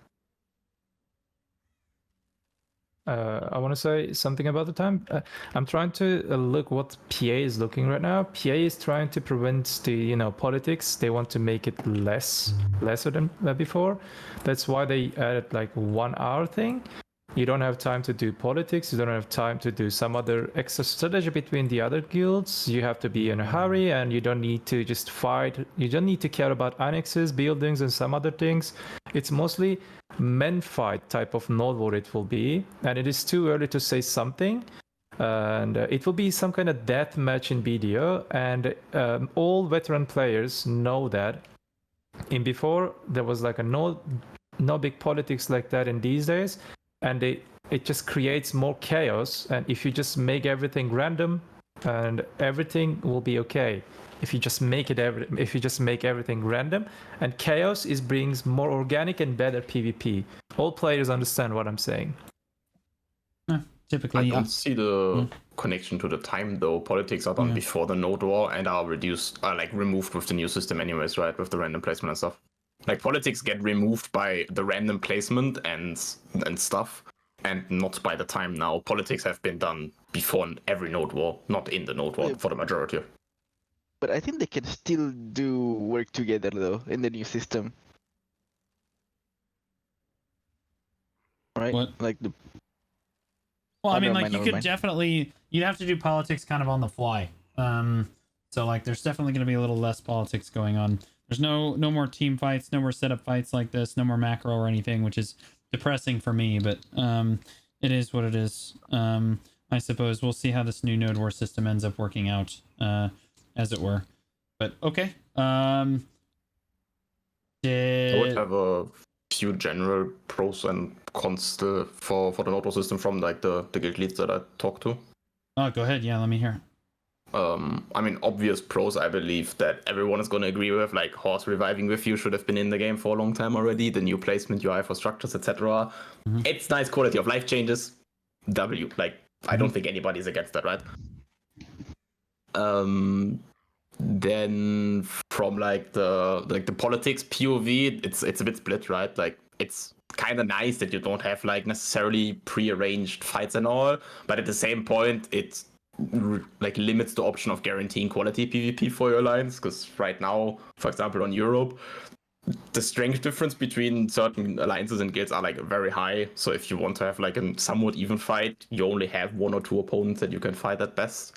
So not being able to arrange them is going to be a bit sad sometimes. Obviously, chaos can be nice though. So like, kind of split opinion on that. Okay.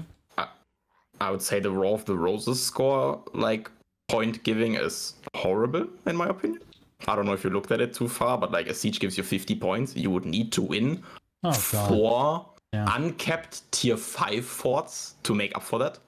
So it's almost impossible. Like, siege winner will play War of the Roses. There's literally no way of making up with Node War with that. Yeah. Kind of.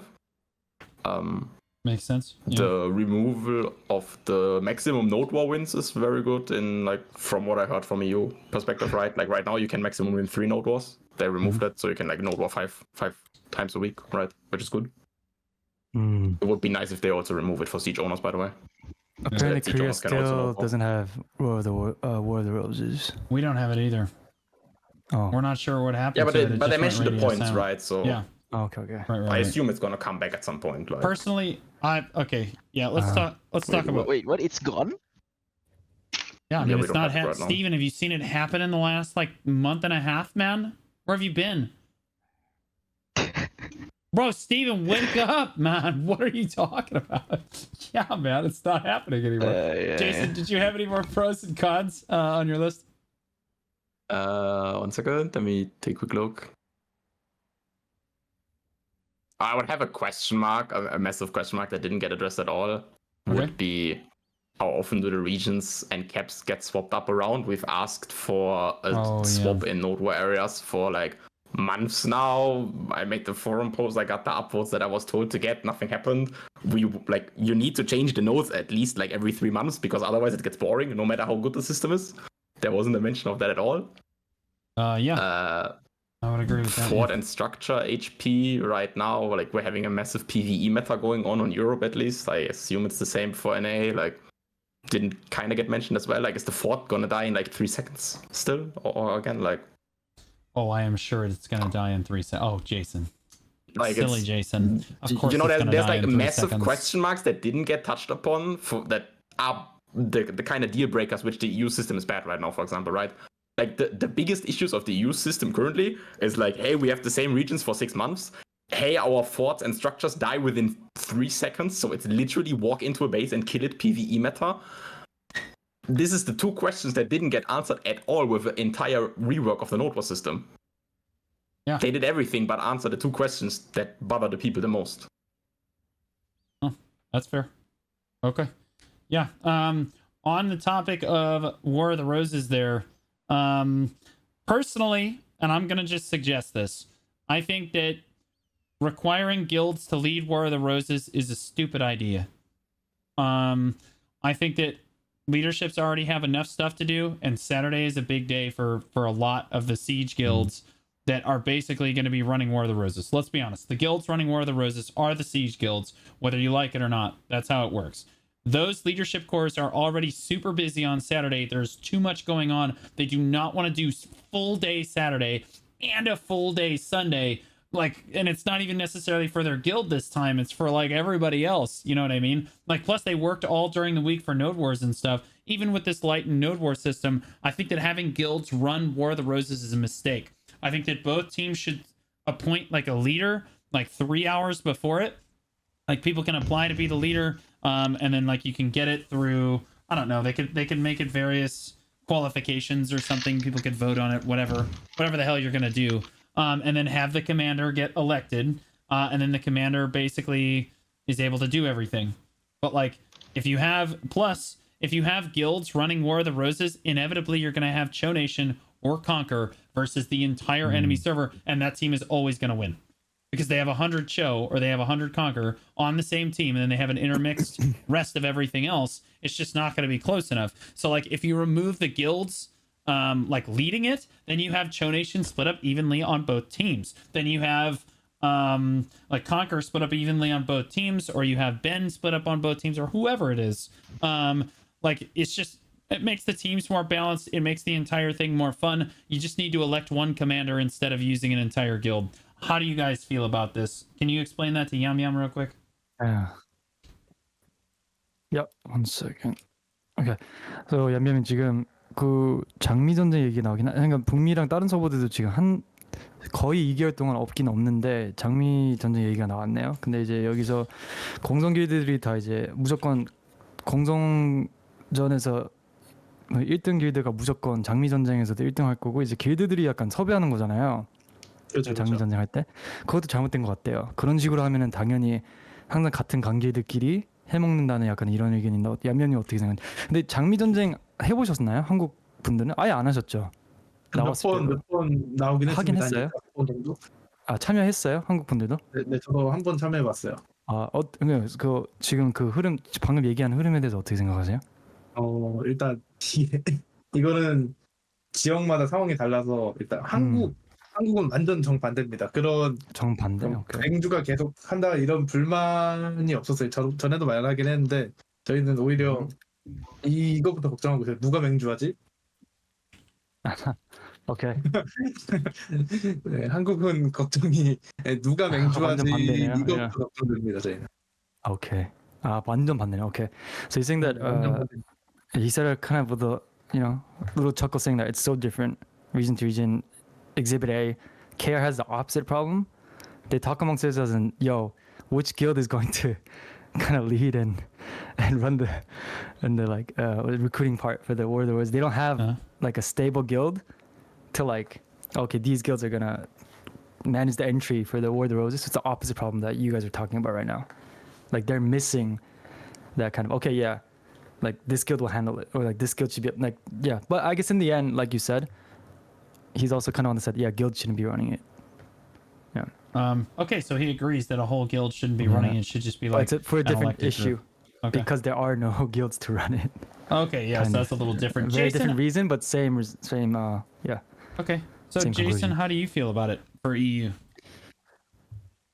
The only downside or worry that I would have with it is that if you like, let's say you have like 50 Konko on the one side and 50 on the other side, right?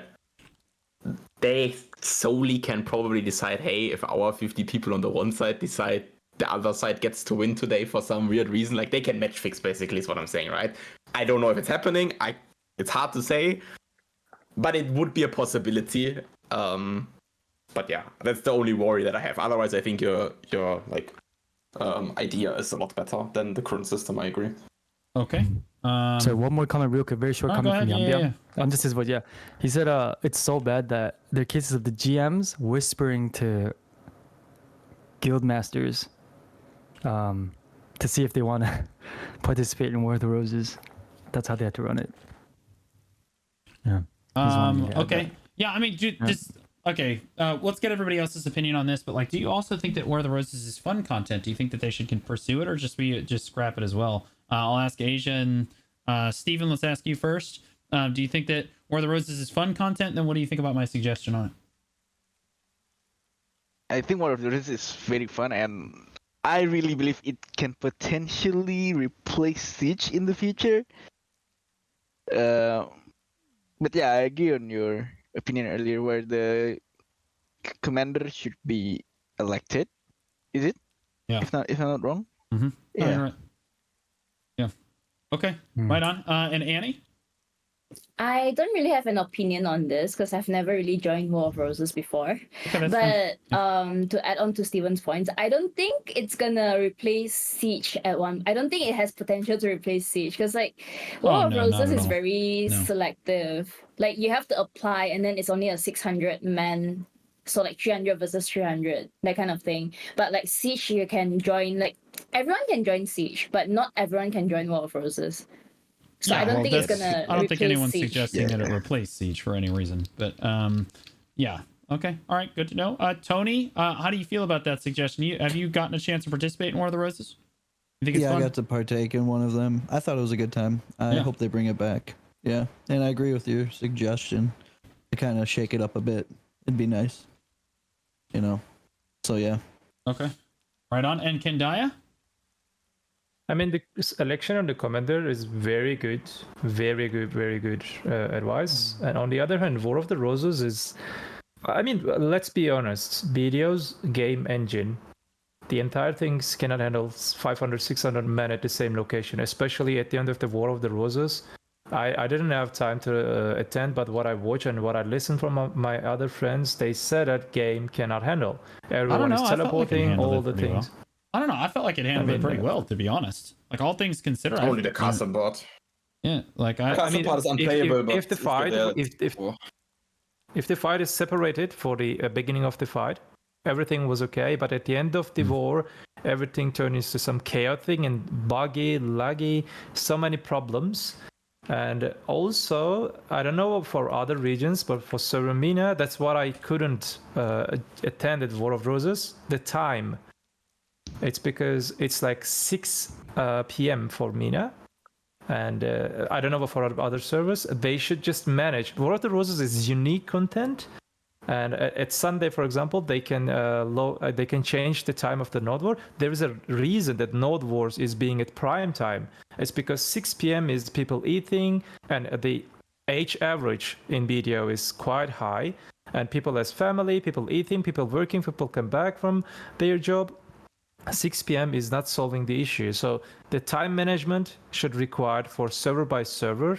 And on the other hand, the advice for the election for Commander, amazing content.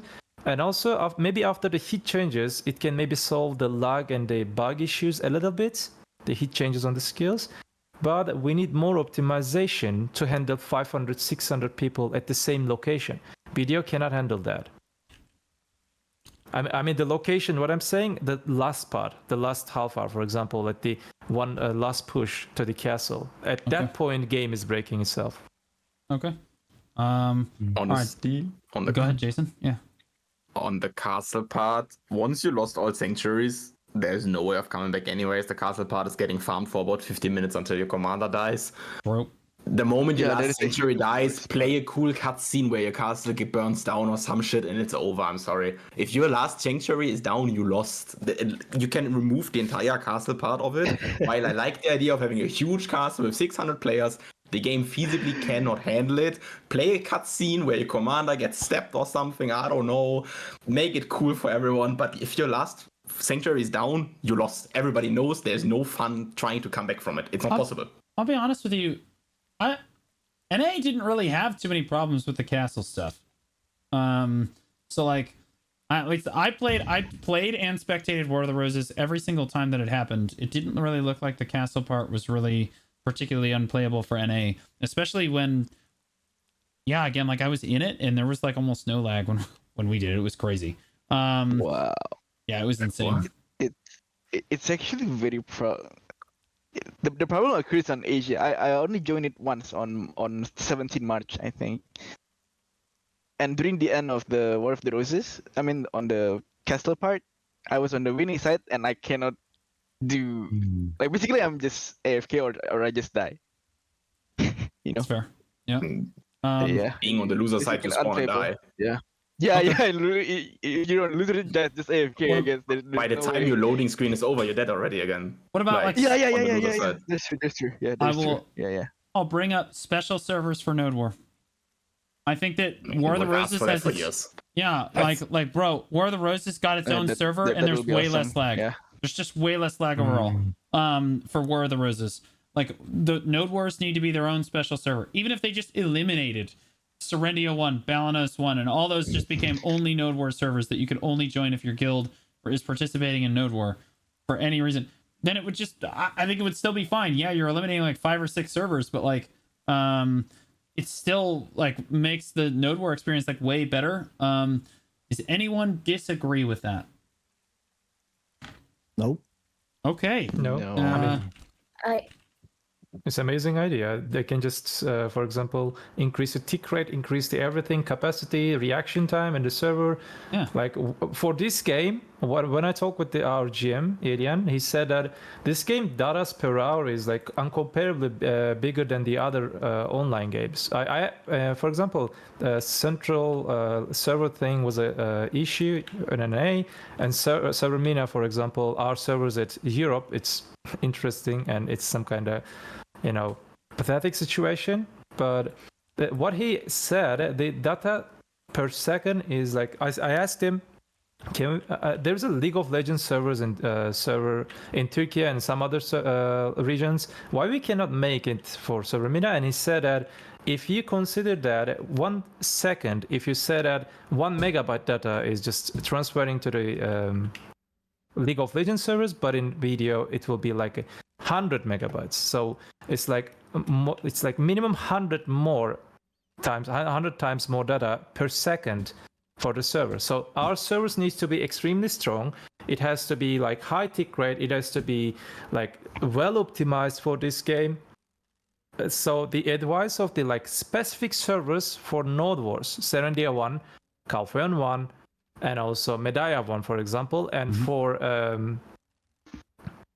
other things, for example, for War of the Roses, Odelita 1. Those 4 servers, they should be special. If they need to just give more money, I'm sorry, but they have to give more money if they want to think the sake of the future of the game. That's what I'm thinking. Thank you. Yeah. I agree with the special servers for Node Wars, but like if say like make Node War exclusive servers, it's a bit hard for Asia because like Asia has really less servers. Yeah. If say like you eliminate add a like few more. Add a few more channels. We've Like, been you gotta do what you gotta do. asking. Yeah, we've been asking for more servers since a long time ago, but like they only added a few more servers for us after the merge of C and Thai servers. But it's I feel like if you eliminate like say five servers for nowhere exclusive, then it's gonna be like we won't have enough servers anymore. Oh, they can they have actually an alternate cheaper version. Like they can just kick out every non-participant in the server. Yeah. I think that's simpler. That is a good idea. Like kick out like people for a certain period of time just for Node War, and then people can join in after the Node War. That would be great. I did suggest like with something that the in-game function already exists currently right now, right? Like you have the sign yes function, right, to participate in the Node War. You can literally make it that like at a certain time before the Node War, if you did not press yes, or if you're not eligible to press yes, you get yeeted from the server until the Node War's over. There already is a function to separate players that will Node War and that won't Node War. It's already there. Yeah, just disconnect people. Mm. Like it's really not that hard. Yeah. Yeah, I completely agree. Okay, so I think we've gone through most of Node War stuff. Unless people have anything to add about it, I was going to ask what everybody thinks about the rest of the changes in the game and like the current state of the game and whether or not people are happy. One big question I would like to ask: so, are you happy with the state of the game currently? Do you guys still think that Jae Kim needs to be fired?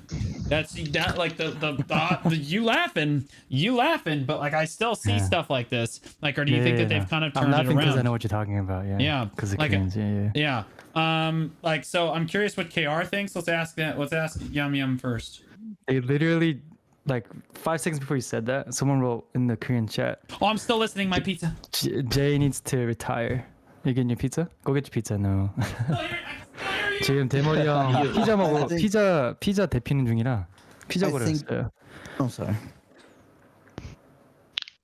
조여라님 보여요. 채팅창 보고 있어요. 치즈직 채팅창 보고 있어서 저는 요즘 되게 팝판 해봤다가 파넬 팬티지 했다가 그것도 약간 만게임 재미없어가지고 심지어 스마이트 하다가 할 거 없어서 요즘은 혼카이 스타일을 하고 있어요. Like 10 more minutes, guys. 예. Still like 10 minutes on the pizza. 검은색 없어. 10 minutes left? Dude, Yeah. are you literally Bro, it's like what's the going on? That's a stuff. long- It's the Yeah, what are you stuffed making, dude? crust. It's the stuffed crust DiGiorno pizza, and I put it in Okay. when the oven was cold. Like I literally hit the I thought it was preheat button, and I just threw it in the oven. No timer, raw dog in Oh, it. you didn't Chad has me preheat. all Okay, stressed nice. out. He's To be raw honest dogging with you, pizza. normally I just check it one time and I'm done. No timer, nothing. I just smell. I go, yeah, it's ready, and then I go and then I check it and it's ready. No timer, nothing.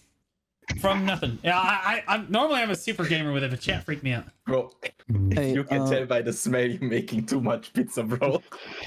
It's shut your mouth. 4:30 in the morning for me. I think I'm gonna Yeah. back out of it. Okay. here. All I right, need later, to get Tater, some Tony. sleep. Later, guys. Thank you for Good night, inviting me. Tony. Good night. Good night. Tony, joining just my hard husband, mute man. yourself Yeah, so I don't have to move all my so I don't damn it. Oh. Now I gotta move all my Uh-oh. stuff, bro. All Right, go ahead. Oh, the names. All right, so what did So last question is current state of the game. How they feel? yeah. 오케이. 야미언님 마지막 이제 마지막인지 모르겠는데 마지막이라고 했네요. 그 현재 게임 상황 어떻게 생각하시는지 이것 좀 그리고 만족하신지 앞으로 어떻게 갈지 방향이 기대되는지 걱정이 되시는지 그리고 김재희가 아직도 해고 당하는 게 마땅하다고 생각하는지 여쭤보네요. 근데 이미 뭐 채팅창에서도 사퇴하라고 나오고 했는데. Yeah. It says that someone wrote in English, Jay should play Bideon on stream. He don't know shit in the Korean chat. I think he's the translator. I don't know. I see the Yeah. translator. Anyways, yeah. 네, 저건 일단 제 채팅창 반응이고요. Yeah. Does the chat. 네. 일단 다음 연애까지는 지켜보려고요. 저는 아직까지. 아, 오케이. 현명한 대답이시네요. He says that's the chat's opinion and he took the safe political answer. He said, I'm going to wait for the next like updates and stuff. He's just gonna keep his eye on. I think Okay. he's just gonna play it safe I'll with give- the comments on this one. I'll Yep. give my 2 cents. I think they turned it around. Yep. I think they're like, well, they haven't completely turned it around, but they did at least steer the ship back the correct in the correct direction. I think that Jay can stay. But like, if it was up to me, I think he's probably okay because he's at least listening to the player base a little bit more now. I feel like we are being listened to a little bit more. They're starting to listen to the other regions a little bit more. I feel a little bit better about it. Jason, how do you feel about it? I wouldn't necessarily say they listened a lot, since earlier I said, right, the biggest 2 question marks or bad things about the current Node War system didn't get addressed at all. We got a huge overhaul, but the 2 question marks of PvE meta killing forts in 2 seconds and region swaps didn't really get addressed, sadly. I will also make the opinion from the coming patches. I think the Node War rework works if they handle the coming patches like they did, for example, with War of the Roses, right? They made pretty fast patches according to the feedback that they got. If we see, after the Node War system comes, if we see every single week a patch that actually listens to feedbacks and improves the system for 3, 4, 5 weeks straight, I don't mind suffering through a shit system for 3 weeks if I know that in 5 weeks it's gonna be good. It's fine with me. It has potential. If they listen to player feedback and actually patch stuff in every single week or every second week at maximum, the system will be fine in a few weeks. But that's the make or break for me. If That's fair. the system after a month or 2 has seen no changes at all, if after 1 month not a single patch happened to it, I think it's dead. Okay. I Yeah, think then it's over. I think that's fair. Annie, Steven, you want to give Asia perspective? Yeah. Any first? Why me? What do you think about the game, Any? Because I'm like thinking, what's the question? Should Jay be fired? The question, was the the question was, how do you feel about the current state of things? If you're looking for forward to it or Aegis? not, worries, and then plus, should Jay get fired? Okay, first of all, I don't think Jay should get fired because firing Jay won't really solve the current issues in the game. For Asia servers, I feel like it's still laggy, the syncing is still there, but it's very hard to fix this kind of issue because like if you want to fix this issue, they need to stop all events or updates for like maybe months or years. And stopping all events and updates for months will it be equivalent to like players quitting the game and then the game would just die. And I don't really think the game is actually listening to us, like Asia server, because I feel like Asia server is kind of like the forgotten child. Because it feels like no one is listening to us. Yeah. Yeah. Oh But wow, that pizza looks I would dude, it's So are you- 4:30, dude. I'm so hungry. I would Yeah, I know. appreciate more dungeon content though. I think More we all appreciate more party dungeon content. yeah. Oh, I see. Okay. Yeah. Okay. So Quendya, you want to give your thoughts on like state of the game real Oh, quick? I have an Or opinion. Steven. Wait. Okay, Steven, go ahead. So outside of the issue that Annie mentioned, I think as a game, it's going on a great direction. Like with the quality of life updates recently, like merging life skill stats, and especially the 100% enhancement PT, it's like very good in my opinion. And now they do the Node War updates. I think they work a lot to change things. And now I'm excited to try the new Node War system next week. Oh my gosh, I hate you so much right I know. now. You're welcome. Okay, right on. I'm so Kendaya? hungry. Okay. I have a few things to say about it. I don't know if Jay actually should fire. I cannot say that. We have to show some mercy. He has family to, take care. And that was a joke. Wait, joke. is this you? Never mind. That is a serious question. Wait, what? For overall, are they actually listeners?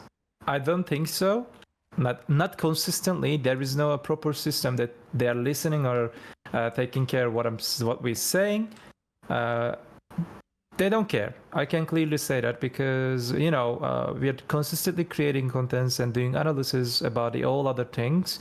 We are checking everything in the game, every changes, every global lab patch. And for example, I will just give you just one single example. Like few months ago, they increased the drop rate of the Crocodolus. What was the name? The item that we enhanced, upgraded tier 9, the Crocodolus thing. Whenever you check entire world, they were sitting on minimum on the central marketplace. 3 million, 2 million or something. Thousands of them sitting. But if you check in KR server in marketplace, they were sitting on 40, 50 million and in the pre-order. It's pretty saucy. I think they have some kind of track system that tracking something, and if something is urgent, they are checking all the datas, they're taking all the datas from KR. That's obvious because there are many other examples for that. I'm not saying that they're listening KR, but they're tracking KR server because it is the easiest way to track. That's what I'm saying. If you check the class balance patches, if you check the other things in the game, I'm not saying that they're not working or something, but their way of working is not being okay, not feels good for this game. That's why people non-stop complain about. You complain about something that you care. We care this game. That's why we complain. That's why we try to give ideas to PA. I just gave tons of reports, tons of other things like dead contents. Alchemist stones are dead. Word bosses kind of dead. But if you check in Korea, word bosses are not dead. It's some kind of culture in Korea. Even if they get nothing, 2 million of gold bars, 1 crown stone or something like that, they go there and they kill the word bosses. But if you check the other servers, mostly they're not dying in like a few minutes. If you check, for example, if you check other MMORPGs, when you say boss or word boss or something, it means something to people. It's some kind of one of the universal thing that you can join independently without guild or something. Randomly, when a boss appears, you can join and you can get something special. And if you add something special in the word bosses, it can create some kind of encouragement for everyone. So these are some examples for them, but they do not care. That's what I'm saying. That's why I'm saying they are tracking the datas from Korea, but they are also not listening to Korean players. Fair enough. And if they want to do something correctly, they should learn how to listen the entire world. Then we can talk. In these days, maybe you guys know, we're doing some interviews with the all class masters all around the world from different servers. They all saying the same thing. The quality of life part is amazing. The cosmetic part is amazing in this game. But whenever we talk about the PvP balance, PV balance, life skill balance, the other things, everyone is just saying the same thing. I'm sorry, but it is shit. Because they are not listening to players and they are not playing their own games. I understand that developers cannot play their own games because they need to develop this game and they do not have time to play the game. But they have to listen who play this game more than 10 hours a day. They have to listen Blue, all the streamers, all the class masters. I have another theory and recommendation for PA. They tried this, but it was some kind of a promotion and advertisement. It was some kind of makeup.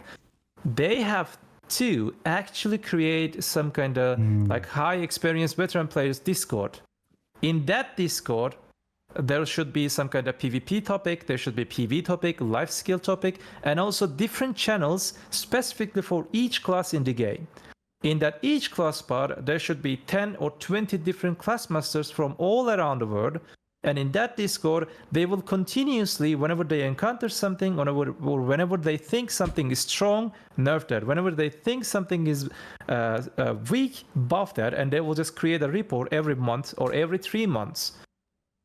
So whenever, for example, let's say that I'm a Mr. J. Hey, we need to buff the Corsair class or we need to check the Corsair class.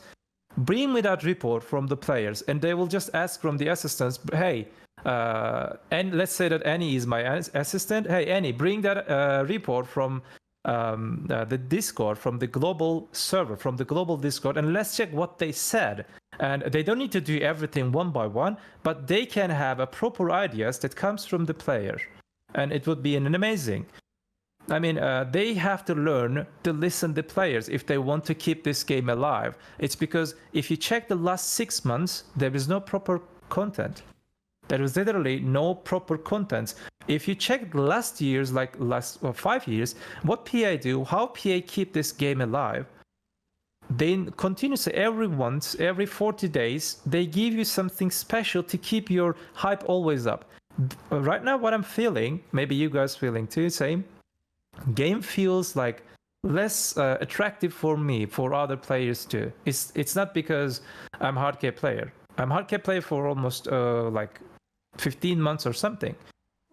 The game is not offering me, not encouraging me. They need to add something like consistently encourage. They need to listen player. quality of life part is amazing. Like cosmetic part, the costumes are amazing. There are many other things that we can talk about they can add, but the main things, they should focus on the chronic problems. And if they don't know the chronic problems of the game, they have to listen, player. Thank you. Very Thank nice. you. Okay. What's Good chat. Yambyam? No. Yeah. What's Yambyam have to There was say? a question. Oh, he already didn't he go? Well, you said he politically answered he would wait or whatever, but that's fine. No. He politically answered as in he'd wait Oh, to see the things future panned updates. out. I see. Yeah. Okay. But he had a question for you guys, if Okay. you don't mind. Yeah. Like a simple. He was wondering if the other regions, all of you guys in the call right now, your opinions, and if you guys had if there was garnering a lot of attention around a new hammer. Is there a new hammer? Oh yeah, we were gonna talk Yeah. about that. Yeah. Yeah. So Are you there's gonna a talk new. about that news? Yeah. There's an He said accessory in hammer. Korea, they're all saving 30 bills so that they want to hit Pendebo with the new hammer. He was I asking like what the you guys hammer. felt. I think or the if you guys hammer was a good liked. idea. Okay. Like, Yambyam. what do you guys think about the hammer? I like the know. hammer. I I thought it love was a it. good idea. Annie says she likes it. Steven, Jason, you guys in Quendya, you guys in disagreement at all? I like it, but I don't have the luxury to buy it. Yeah, you just raw dog everything, you monkey. Yeah. I mean, Okay, go ahead. I'll just give time for Blue. It's because he's eating pizza, and I will just talk a lot for hammer thing. Maybe. Double Pendebo? What? For example, Let me continuously people come in my chat and they're talking about hammer. And like maybe last week, and one of the guys just said, "Hey, I want to have my Debo," and he's using. We were checking his ear.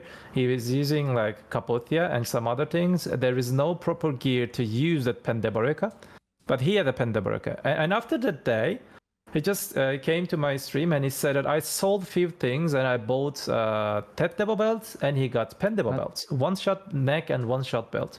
And when you check his gear, there was nothing in his gear. He was What? using like 12. Most of the things are 12. So Can I ask what his it's just family name was? I don't know. You gonna report him? You're goddamn right. Yeah. There are many examples like that. In my own mod, he just one tap his neck with hammer. He just one tap his bad with hammer, and that's a huge problem. It's because they are best in slot items in the game, and reaching them, achieving them, get them, it's too easy. There should be some kind of. I'm always saying that between top tier players like hardcap, or like in like one person player, between one person player and 20% of the top player, there should be some kind of thick red line, and they removed that thick red line with the hammer. I okay with the hammer idea. It's giving some encouragement and draw attention of the like quitters, and they can just come back. But selling hammer on the marketplace, it just break everything. It definitely break the game's entire settings, entire data. Everything is just turned into easy. Maybe they know everything better than us. Maybe they have planned something different. Maybe they want to normalize the demos. It's probably because of that. But we don't know the feature updates. That's why we feel like that. But selling hammer on the marketplace, do you guys have any problem with the yellow hammer? I don't have any problem. It's because giving some opportunity to come back in the game, hold from somewhere in the game, and they have black stars, I don't know, Tet armors or something. It's giving some encouragement. But selling on hammer on the marketplace, it just destroyed everything because people getting best in slot item with a guaranteed method. I'm always saying that people have no idea what is going on at a downgrade thing on the Deborekas. I just spent 1 trillion silver for my Pendeboreka earring. 1 trillion silver for it. They have no idea what is downgrade. And people just at some point in that, when you touch that red thick red line between 1% of the game and the lower part of the game, they have to understand that they're playing mmorpg. Until that point, I'm okay with the catch-up mechanics in the game.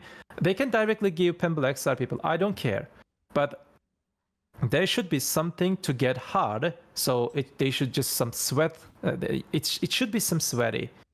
That's what I'm thinking. Yeah, it's Make that hammer non-sellable on the God. marketplace. There is hard Pen stuff to Dead get. God? No. Pen Dead God is hard to Okay. get. Like, I'm gonna be honest. I think the fact that the hammer prevents downgrade is a huge W, because people hated the downgrade mechanic system on the Baraka. People didn't mind grinding 500 billion silver. They hated grinding 800 devils because it downgrades all the way from Tet to base. That's the shit that made people like quit the Deboraka enhancing. Like, I don't mind the selling on the market. Maybe you could argue, like, if it's too cheap nowadays, you can make the price a bit higher, right? Like, the min price being 28 billion is like very low compared to the cron costs of like, the value is like 53 billion and you can buy it for like 27. That's fine. Like, increase the min price by it a little bit or something, right? But like, the fact that it prevents downgrading is a huge W move by PA. I think people have been complaining about accessory downgrades for years, even though they use cronstones. Yeah, I mean, I would generally agree. Did we miss anybody? What does Yambyam think about it? 얌얌님은 그 질문 얘기하셨잖아요. 네네네. 그 이거 궁금하신 점 망치에 대해서. 그래서 이제 네. 물어봤는데 얌얌님 개인 의견 어떠신지 새로운 망치에 대해서 저는- 브로님이 물어보시네요. 네. 저 너무 만족했습니다. 지금 딱 망치 나오는 순간 기회라 생각하고 에이, 덩대보 2개나 띄우셨는데 뭐가 불만이시겠어요 지금. 예. 2주 동안 진짜 미친 듯이 파밍해서 망치만 샀으면 저는 너무 만족스러워요, 망치. 불만 없지. 아우 딱 웃음이 여기까지 보여 지금. 입 찢어지시겠네. 아이고. He said, I don't know why he's so happy about it, but he says he loves it. He's very happy with it. Blah, blah, blah. Yeah, man. He said that he hit double pen debo, so I don't think he's complaining. So yeah, he likes the new hammer for sure. What's his family name? Put him on the list, Blue. What's Put his him on the family list. name? Tell him congratulations reported. Tell him that 신고하신대요. exactly. I want you to translate that exactly. 신고한대. Congratulations 신고 걸자. reported. Yeah, I'll join you. I'll report. I'm gonna log in just to report him. Yeah. 야, 저도 신고하려고 복귀해야겠네. 신고하고 딱 복귀해야지 다시. 빤스런. Yep. Anyways, yeah, he's happy. He has double pen devil, so GG. His opinion is he likes the new hammer. Mm-hmm. Is I that think Death that- Note? 지금 이름 적으신 거 봤어요? Yeah, 얌얌님? it's a, He wrote your yeah, name. He wrote his name. it's a public Google Doc document where I report people that get 2 carried every week. Yeah. I literally can I- report can I have people that something? get carried 2 carried every week. It's a literal death Dang. note for the carried Sorry, did people on someone the say? server. Sorry, was it Steve? Who was that? Yeah. So Steven got. is it a new thing that the cornerstone doesn't downgrade anymore? No, it's just a hammer. Oh, just the hammer. Oh, okay. I don't know, but like some people are quite salty about it because like they fail a lot of pendables before the update. Yeah. Yeah. Okay. I have like 13 taps. Just the Yeah. hammer. Just the hammer, huh? Okay, so what do we think about the cosmetics in the game? I know that KR really cares about the BDO fashion and stuff. Do they feel that like the new Rosalind outfit, the Rose Noir outfit, and then 2 Academia looking sets are good? Do they think they're trending in the right direction, or they'd like to see something else with it? Okay. The specific outfit names, I might have trouble. I'll just say it with the Korean accent. Let's see if they catch. Just say the last outfits. Like, Yeah, then 그 한국 서버는 이제 새로운 그 패션에 대해서는 어떻게 생각하신지? 그 새로운 이제 스킨들이 나왔잖아요. 뭐 러슬 한국말로는 이름 똑같나? 로즈랑 아카데미아 비슷하게 생긴 거랑 로슬린 이런 스킨들. 그러니까 한국 비디오 유저 다 똑같지만 한국이 유난히 좀 그 패션에 관심이 많잖아요. 그래서 예. 많이 요청한 게 됐죠, 한국이. 네. 어떻게 생각하시는지? 다들 이번 그 로즈 의상 빼면은 되게 평 좋은 것 같아요. 딱히 네, 로즈 빼고 불만은 안 나온 것 같고 다들 이번 토끼 의상도 되게 귀엽다고 좋아하시네요, 시청자분들. 오케이. 로젤렌 이쁜데? 로즐린이랑 로즈는 달라요? 같은 의상일걸요 아마? 물어볼게. 오케이, 아무튼 그거 하나 빼고 이쁜 거. 오케이. So you see, he thinks the general consensus of the viewers is that minus the rose outfit, they think it's the other cosmetics come out are good. They're looking for. They think it's really cute. Is Rosalind and Rose different ones, or is it the same? Yeah, Rose When you said Noir and Rosalind and Rosalind are Rose. different. Oh, different. Okay, yeah. Yeah. So yeah. They don't like Rose, but they like Rosalind. So yeah. They're saying other than Rose, the feedback is good. The Rose Noir is like the goated one, man. Bro, the Which Rose one? Noir Did I is miss like it? the good one, man. Roju? We like that one. That's the one I like the most anyway. Like, 얌얌님 로즈 빼고 말씀하셨죠? 로즐린 아니면 로즈요? 로즈 노아? 아, 잠시만요. he's showing. 제가 커스터마이징에 관심이 없어서 잠시만요. 아, 얌얌님 캐릭터 맞다. 기억난다. 극혐. 로젤렌 맞네요. Rosalind. Okay, yeah. Sorry. He meant Rosalind. Minus Rosalind, they like. So there's- okay, all right, W, all right. 로젤렌은 그냥 그렇고 로즈 누아르가 반응이 좀 안 좋았다. Oh, never mind. Again, he took it. He corrected himself 2 times. So he said again, yeah, Rose Noir is unpopular apparently. That's crazy, bro. People Yeah, love it but over here. some people in chat like it. Some people in Yeah. chat like it. Okay. But yeah. The rest of you guys kind of mixed. How you guys like the outfits? I prefer the Rose Noir, but some people prefer the Rosalind. Amen. I cannot I think in help general the opinion. outfit. Oh. In general, I would say the last outfits are received pretty well. But the saying Rosalind is worse than Rose Noir, I don't know what you boys are smoking. I'm gonna be honest here. I changed the outfit of my character like every 2 years, and Rosalind is the first one I've used in like 2 years. Yeah, I figured you're more of a Rosalind person because you're a Valkyrie main. Yeah, I mean, But it's there's look nothing good, saving you, so But yeah, like. yeah. Nah, but I think overall the outfits, like the last 4 or 5 outfits or something, are received pretty well overall. Like, it's something for everyone, right? Some people enjoy this, some people enjoy that. But I'd say they're good. Yeah. Okay. As far as class balance goes, I'm just gonna throw it out there. Awakening Drakania is still way too strong. Is there any other class that like, do people agree with that sentiment? In basically all aspects of PvP, Awakening Drakania is just way too strong, and then in PvE it's too weak. Ironically enough, do people agree with that sentiment? And then do people think that there are other classes that need to be looked at as well? Let's ask KR what they think is first. Yeah. Sorry. Did you say Awakening Drak was too strong in PvP but weak in PvE? Correct? Yeah, way too strong in all Okay. aspects of PvP. Okay. 그 각성 드라케니아가 그 PvE 빼고는 모든 면에서 너무 세다라는 의견에 대해서 어떻게 생각하시는지? 전에도 말씀드렸지만 저는 아하. 동의합니다. 동의한다. 이번에 최근에 그 한국과 잠깐만 제가 목이 가래갈게요. 잠깐만요. 네네네. 천천히 하세요. Clearing his throat. 그 이번에 최근에 한국이랑 일본이 교류전이라고 PVP 진짜요? 대회가 하나 열렸습니다. 그때 아 진짜? 뼈저리게 느꼈어요. 각들 너무 좋다고 다시 한번 느꼈어요. Ah, okay. Okay, so he says he remembers talking about this before, maybe on earlier UN, and he strongly agrees with what you said. Mhm. And he said recently there was a KR versus Japan kind of a cross server something, like PvP thing. Uh-huh. And then he said during that he felt it again that Awakening Jack is way too strong. Yeah, we noticed that Korea didn't play Awakening Drakania in basically any of the rounds, and Korea got knocked out and ended up being a Japan versus Japan tournament. Can you ask him what he feels? Or what happened? Okay. What happened, boys?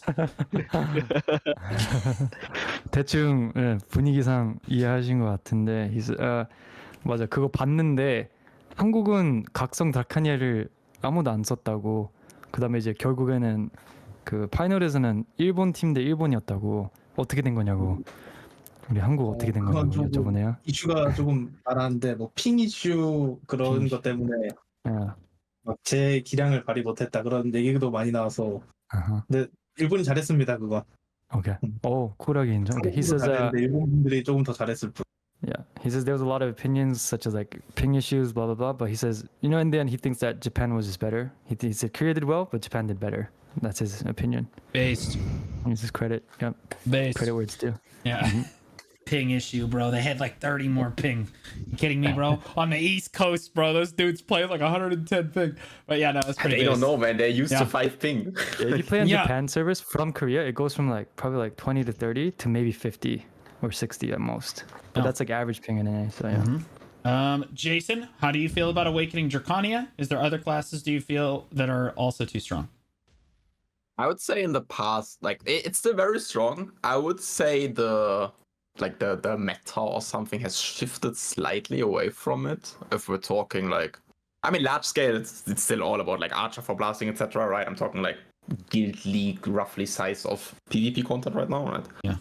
I would say it shifted a bit from Awakening Drakania to Vuza Megu mainly. Succession Vuza and for Megu, both spots work. Like your current in a 10v10, 15v15 guild type of fight, if you want the best in slot comp, I think there's no discussion. You bring like 1 or 2 Shies, you bring like 2 Valks or something, and then it's about stacking 5 Vuzas and Megus or something.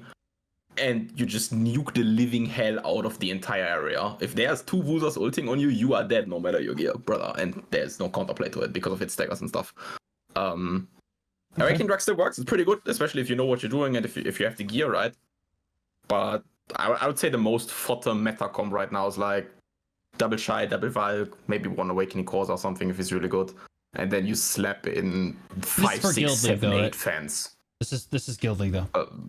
Right. Yeah, Guild League and like GVG size or something. Like large scale, I would say they're doing okay as well, right? Like Sakmegu, Sakmuza still are also good there, like it works, right? But I would say Awakening Drakania is also like not the craziest one in Siege, right? Like that's where she should shine as well. It's like the more smaller scale, right? Sakwusa is too strong. And then both specs of Megu are too strong. I would say it's the current strongest ones. Yeah, they could take some slight hits down. Okay, does KR agree with this? With the like a Succession Wusa and then Megu being too strong as well? Can you ask him? 네. 그 한국 분들은 이제 메구랑 전승 우사도 너무 세다는 의견에 대해서 어떻게 생각하시는지? 매구는 각성 매구, 각성 매구가 되게 강력하긴 한데 한국 서버에선 주류가 아니긴 해요. 각성 드라카니아 대회 그것처럼 세긴 한데 강하긴 한데 전승우사는 센 거 맞습니다. 다들 세다 생각해요. 근데 잠깐만 각성 매구가 좋아졌어요? 네, 각성 매구 엄청 날아다니던데요. Oh wow, I didn't know that. Okay, so apparently Awakening Megu, he agrees that it's really strong, and also Succession Wusa, but he says the same boat as like Awakening Drakania. It's not played much. The Awakening Megu. Gotcha. Yeah, but Succession Wusa is not in the same. But yeah, let's talk about that for a second. Awakening Megu, and this needs to be translated. Awakening Megu doesn't have a class indicator, like a passive indicator. Succession Megu has like the clone indicator, passive, for its kit. Awakening Megu has something called Spirit Forged, and there's no indicator in the Awakening Megu kit that tells you when you're in and out of Spirit Forged. There's certain indicators on the skill, but they're not good enough. Like your skills get like a little bit more purple, but like judging from your, like depending on like what graphic settings you have and stuff, you really can't tell. It's extremely difficult to tell whether or not you're in the Spirit Forge passive or not. And like this has been a problem with Megu for over 9 months since its release. People have thought that it's surely the next patch they'll add it. Surely the next patch they'll add a passive indicator for Awakening Megu. They still don't have a passive indicator for Awakening Megu. These developers need to be fired unless they add a passive indicator for this class. It's way too hard to learn. Like I spent like 5 to 10 hours in the battle arena trying to figure out, okay, when am I in the passive? Okay, when am I not in the passive? Like it took me, and then, oh, this is a different passive. Like it took me a while to figure out that like, oh, there's an extra passive that's not even associated with this that does show up on your bar. And again, there's still no indicator for the Spirit Forge passive. It makes it way too difficult to pick up. And this is a huge contributor for why people don't play the class or why Succession is just way more popular. Like they need to add a passive indicator to Awakening Megu. Okay, go ahead. 네, 오케이. 그래서 지금 각성 매구를 할 때 블루님도 개인적으로 Sakata, yeah, but like you have to first be in Spirit Forge. 사용된 건지 아닌지 And you don't know when you leave Spirit Forge if that passive isn't on your bar. There needs to be an indicator. 이해되나요? 그렇게 난 각성 매구 안 해봐서 뭐 패시브가 지금 작동이 됐는지 안 됐는지 알 수가 없다. 9개월 동안. 그래서 지금 그 각성 매구 디자인 팀 해고당해야 된다고. 올해 자기도 해봤는데 절대 이게 구별이 안 된대요. 패시브가 작동됐는지 안 됐는지. 맞아요. 그 되게 옛날부터 이야기 나온 건데. 야, 그래가지고 그것 때문에. 그거 어떻게 생각하시는지? 그 부분은 저도 그냥 제가 해봐서 아는데 저도 동의합니다. 옛날부터 사람들이 되게 건의 많이 했어요. 패시브 단계별로 뭐 등에 여우꼴이라도 달아줘라. 아니면 뭐 직관성 이제 보이게라도 해주던가 그 얘기를 하긴 했는데 이게 결국엔 받아들여지진 않았더라고요. 저희 꾸준히 건의글이 올라왔어요. 또 한국 서버도. Yeah, he says he totally agrees with that point. He said that it's been a problem for ages, and he personally felt it himself too when he played Awakening Megu. And he said, yeah, there's no response. They've been asking for them to change it. There's been no response. There it is. And yeah. Okay, perfect. Okay, anyone else in disagreement on that? I'm sorry, that was a bit of a tangent. Okay, Quendya, what classes do you feel like are too strong in PvP? I know you don't PvP very often, Quendya, so we'll take it with a grain of salt. But what do you kind of hear on MENA? Like, what do people complain about? I mean, firstly, I have to say that people think that I don't do PvP. It's because I don't have time in these days, but it doesn't show that I have no idea about PvP. Most of the class masters, maybe they learned game from my PvP videos in future. Right, I didn't mean to I cannot be humble. I cannot be humble about that. Yeah. And so, what is the current situation of PvP? I'm an Awakened Drakania main. I'm not tagged as I'm not a Forum player. I'm a Drakania main. And before, when they nerfed Drakania, and I said that was okay for Forum players. That was okay for Forum players, and I'm still saying the same. It's because they nerfed strongest part, like S++ part of the class, to the S tier. So what is the current problem of Drakania? Drakania is offering many things to you in very strong aspect. Like sustain, not broken, not buggy, but it is strong. Damage, it's strong, but damage is another thing I will talk about. And then the mobility. Mobility is like not only Drakania's problem, it's game's problem. Whenever you fight against Awakening Nova, whenever you fight against some classes that has a burst mobility, like in WRMB in Drakania, W in Drakania, like in side dash and some other things, that instant dashes and mobility dependent skills is just creating some kind of desingy visual. So because of that, we need to find some kind of proper way to nerf Drakania. Like if you nerf mobility, maybe I would okay, but if you take sustain, that would be a problem, because there was, if you guys remember in the first release of the Drakania, when there was like no sustain, class was unplayable. So nerfing Drakania is very critic. The damage of Drakania, I cannot judge the thing of Drakania should hit hard. It's because it's designed for that. It's giving so many free AP, and if you check the passive, there's a 10% crit damage. That class has like a 1 corrupted crystal more than compared to the other classes like Guardian. So in these days, one of the strongest aspects of Drakania is damage. People cannot handle the damage, but there are other classes can do damage too, but they do not have the sustain ability, and also they do not have that desync mobility, that WRMB skills. It just disappears when it's used, and that's the problem. And on the other hand, like if you super armor trade with a Drakania, you shouldn't, because that class is designed for super armor trade, and you should if you know how to fight against Drakania, some of the classes can easily defeat Drakania. But overall, I'm not saying that Drakania is bad or something. Very strong in PvP. In before, it was like a forum class. You can just pick it. Almost anyone can do like a super armor rotation, can kill anyone, can destroy the platoon. But now it requires a little bit experience, but still very strong. I don't know how we can nerf it, but I agree that Awakened Drakania requires some more nerf too, but it has to be extremely extremely logical, because they may kill the class like in first release. For about Awakening Mago, that class, dude, I have no word for that class. If you fight against Awakening Mago right now, I don't know, maybe even dangerous than Drakania.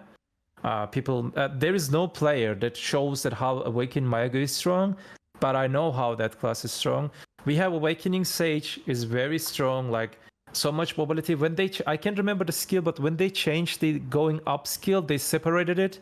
The change on that skill just made everything almost impossible. Fight against a Sage, so much mobility, so much in and out thing, and so much big AoE, free burst, and good DPS skill. And I don't know, I'm not saying that it requires nerf, but if you nerf the other classes, already strong classes, they have to also check that classes too. Succession Wusa requires some kind of nerf, the same situation with the Succession Wusa is hard to track that class. Tracking the Succession Wusa is so hard. That's because of the dash. It just disappear and appear, disappear and appear, disappear and appear. Bam, bam, bam. Few skills like with especially with the Shy buff and the Z buff, it just because of the like nature of the casting, it just give 5 skills in a 1 second directly to your face, and you cannot even react that because of the desync and the some other things. So overall, that's what I'm saying in before. They have to listen what people saying. What I'm saying, nerf that class, that, and I'm explaining it. This is the reason that class requires nerf. That is the reason that the classes require nerfs, but hopefully they can be logical. That's what I'm saying. Right. Okay. I have a question for Quendya actually when it comes to Drakania nerfs, if he thinks that works out. Why does your passive give you 50 gear score for free? Can we just lower it to 20 maybe? I don't know. Would that be a fine nerf? Like, your class, unironically, by playing the class, you get 45 gear score. Can we just nerf it to 20? Is that a fine nerf? Like, to start out with, maybe? For example, I'm an old Valkyrie main. For right now, in Valkyrie, there is no extra AP, but there's a DP. It's giving some kind of... in Drakania, everything is aggressive. And in these days, Super Armor trade is meta. That's why you feel... so irritating that stats. I'm also irritating that stats because in Super Armor trade meta, of course, aggressive classes, free DPS classes, like these single classes, like Drakania, strong classes with a sustain also, it will be irritating. I'm not saying that it is bad, but for example, like you're having 20 AP from passive. Most of class in this game, there are many other classes 20 AP from passive, and also they have self buff in their kit. But Drakania has no self buff, but you're getting that AP buff from the weapon stance, Dragon Blood or Hexablood, 20 AP. So they can maybe change the weapon stance. They can maybe completely remove the weapon stance thing, and they can maybe give those buffs like you have to get them like the other classes instead of like directly free weapon stance buff. Maybe that can solve an issue that free stats. Like, for example, in Valkyrie, you need to use Enslar, isn't it, to get that your 20 AP. And maybe in Drakania, you need to use some other skills that get extra 20 AP, extra 15% attack speed. And that might be a little bit problem. But I don't know. I agree that there are like tons of free stats on Drakania. That's one of the biggest issue that I said in before. If you give tons of free stats for the classes, not only Drakania, Scholar also has that thing, and there are some other classes has that thing. They are dealing insane amount of damage at AOS because of the free stats. In AOS, you have gear cap but not stat cap. Okay. All right. So I think we're all basically in agreement. Does anyone want to add anything to that? I just wanted to add a little bit about a class balance. I want to add about Drakania. Mm-hmm. So I think I agree with the Drakania is too strong, especially on the mobility part. So in here, the flying mechanics that Drakania have, maybe because of the network issue, right? When you see they fly towards you from far away, we can only see them just blinking here and there, and suddenly they behind you and KD you from behind. That's kind of stupid, in my opinion. Yeah, it's a little dumb. Yeah, no, it's just dumb. Yeah. The whole thing is just dumb. Okay. I would also Okay, go want ahead, to add on to like the people saying Sakusa is too strong. Yeah, but I agree that Sakusa is too strong, but like PA is not really doing anything about it because you really need to know how to play a Sakusa to be able to frag out in like wars and PvP. But because a lot of people don't really know how to play Sakusa properly, that's why there's not much reports or complaints about like going to PA. There's not much reports or complaints about Sakusa to PA. And then for Awakening Megu, probably needs a little bit nerf, but like again, you need to know how to play an Awakening Megu to actually be good. Because Awakening Megu, in my opinion, yeah, it's very hard to learn. Yeah, Well, that's if they all I had a have to say. passive indicator, believe it or not, that class would be way easier to learn. Yeah, Like, I think it yeah. would just be like super approachable if they just added a passive indicator for the class. As far as Drakania goes, okay, yeah, I think we're all in agreement. It's busted. It's good. All right, we've been going for a really long time at this point. Is there anything else that like outside of PvP, other aspects of the game people would like to add? Is there anything Yambyam would like to ask us? I have two small things otherwise. 지금 이제 Okay. 얌얌님이나 다른 분들한테 여쭤봤는데 이제 추가로 이제 너무 길어지니까 추가로 마지막으로 뭐 추가로 의견이나 질문 있으신지? 딱히 없습니다. 아까 궁금한 거 다 물어봐서 저는 중간중간 오케이 확인. 네. 저는 만족했습니다. 알겠습니다. Yambyam says nothing to add from him. He's just satisfied with how the conversation went tonight. Fantastic. Yeah, he just has nothing else to add. He says. Yeah, I have two things to like one specifically to ask for Yambyam and one in general. Okay. Can we maybe get a recipe change for like the house buffs like Kutum Lamp, Nuva statue, etc.? Like they're perma sold out since release on every region in the world. You can't buy them. Wait, recipe Thank you. on what? Sorry.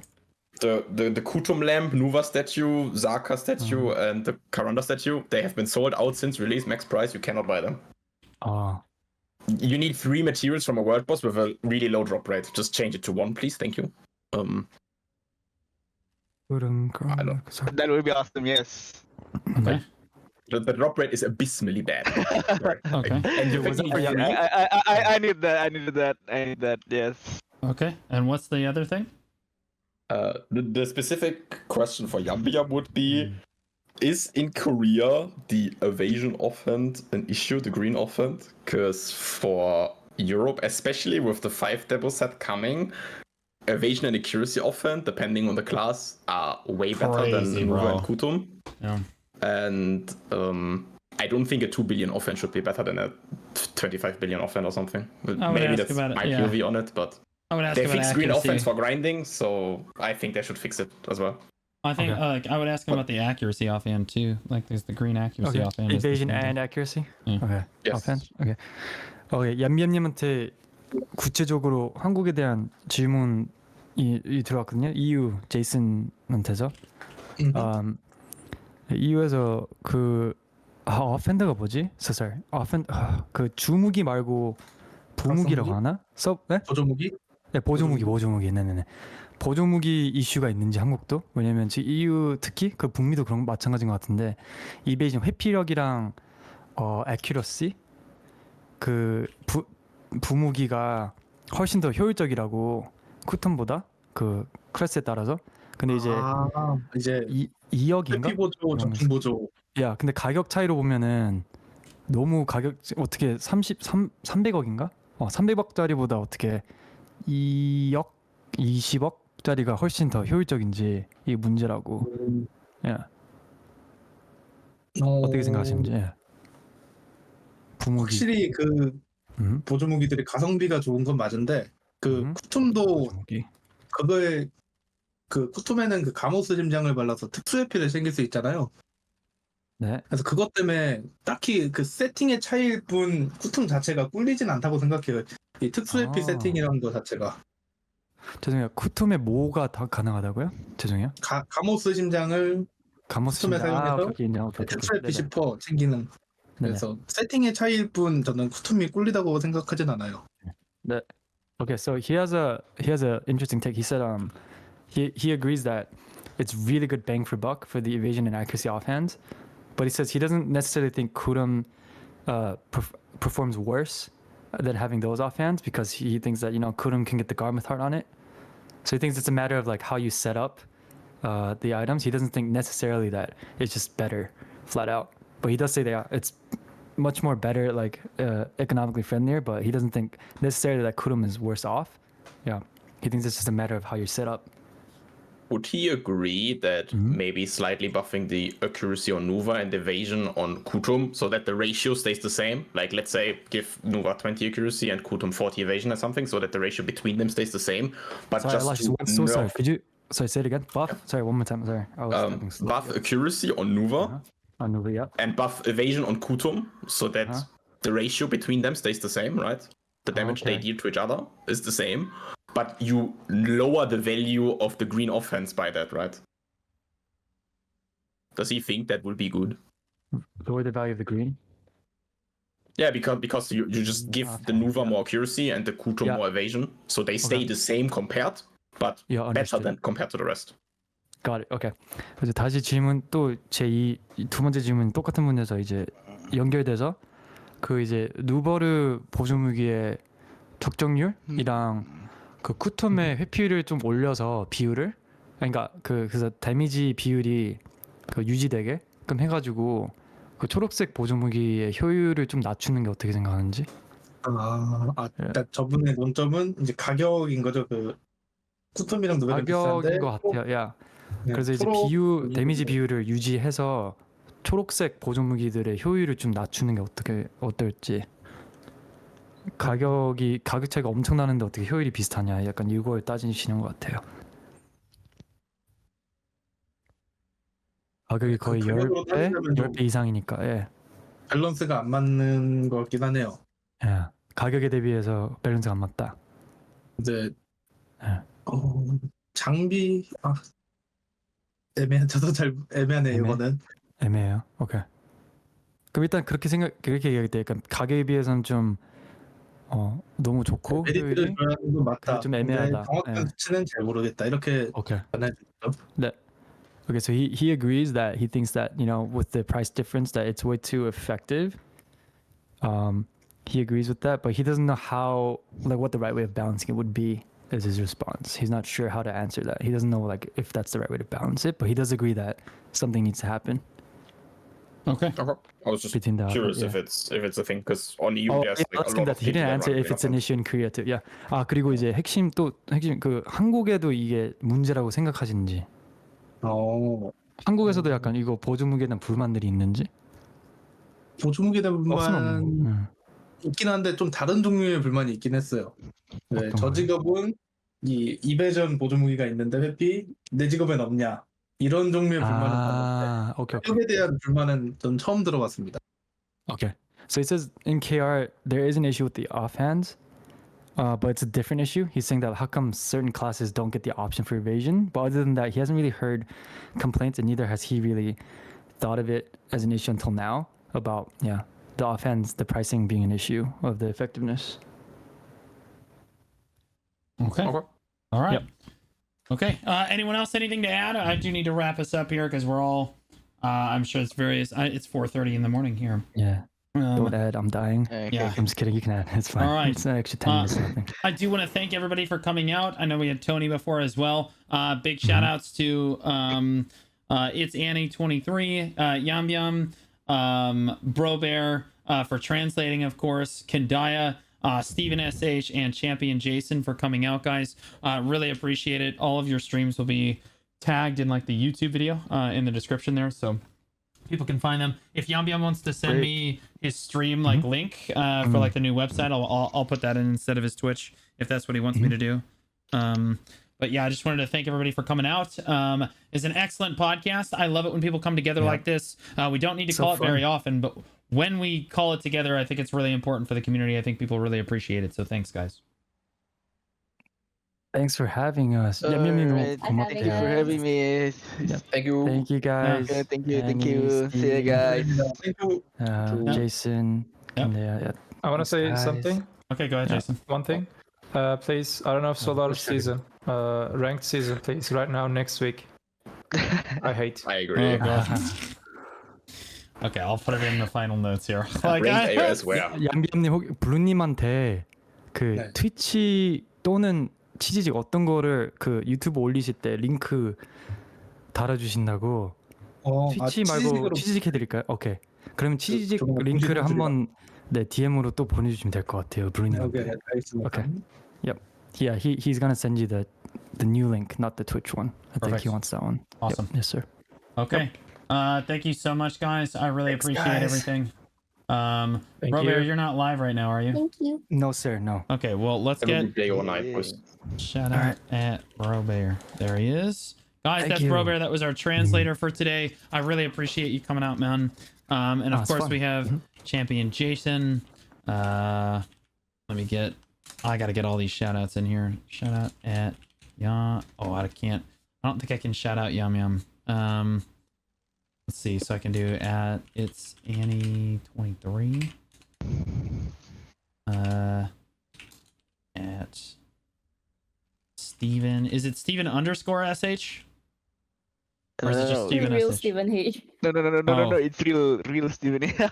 Do you want me to link his Okay. There we go. Twitch? Oh yeah, You that's can't right. spell it. That's why, right? Because it's Yeah. Korean. Yeah. Can I link it in your chat then? Or- Yeah, you can just link it in the chat. Okay. It's fine too. That's Yambyam. Yeah. Okay, that's Yambyam. That's the Gus Gals, guys. Shut up at. 그 that 유튜브에는 works. 링크를 There we 취집을 go. 해드린대요. 근데 트위치에서는 샤웃아웃이니까 제가 링크 And then we 트위치로 have 했어요. Quendya here. At Quendya. There we go. All right, I think I grabbed everybody. Thank you so much, guys. Again, I'll link all your stuff, and then I've got Yambyam's link for the YouTube. Thank you so much. Awesome. Thanks so much, guys. Until next time, again, stay posted in the Discord. We'll get together again when there are big changes for the game. Really appreciate it, guys. Thank you. Okay, Bye, guys. Thank you, Raul. See you. Have a good See day. ya. Good night or day, wherever you are. Bye, guys. Yep. 야미님 Have a 고생하셨습니다. good day. See you guys. 수고하셨어요, 여러분. Bye. 바이. 네네.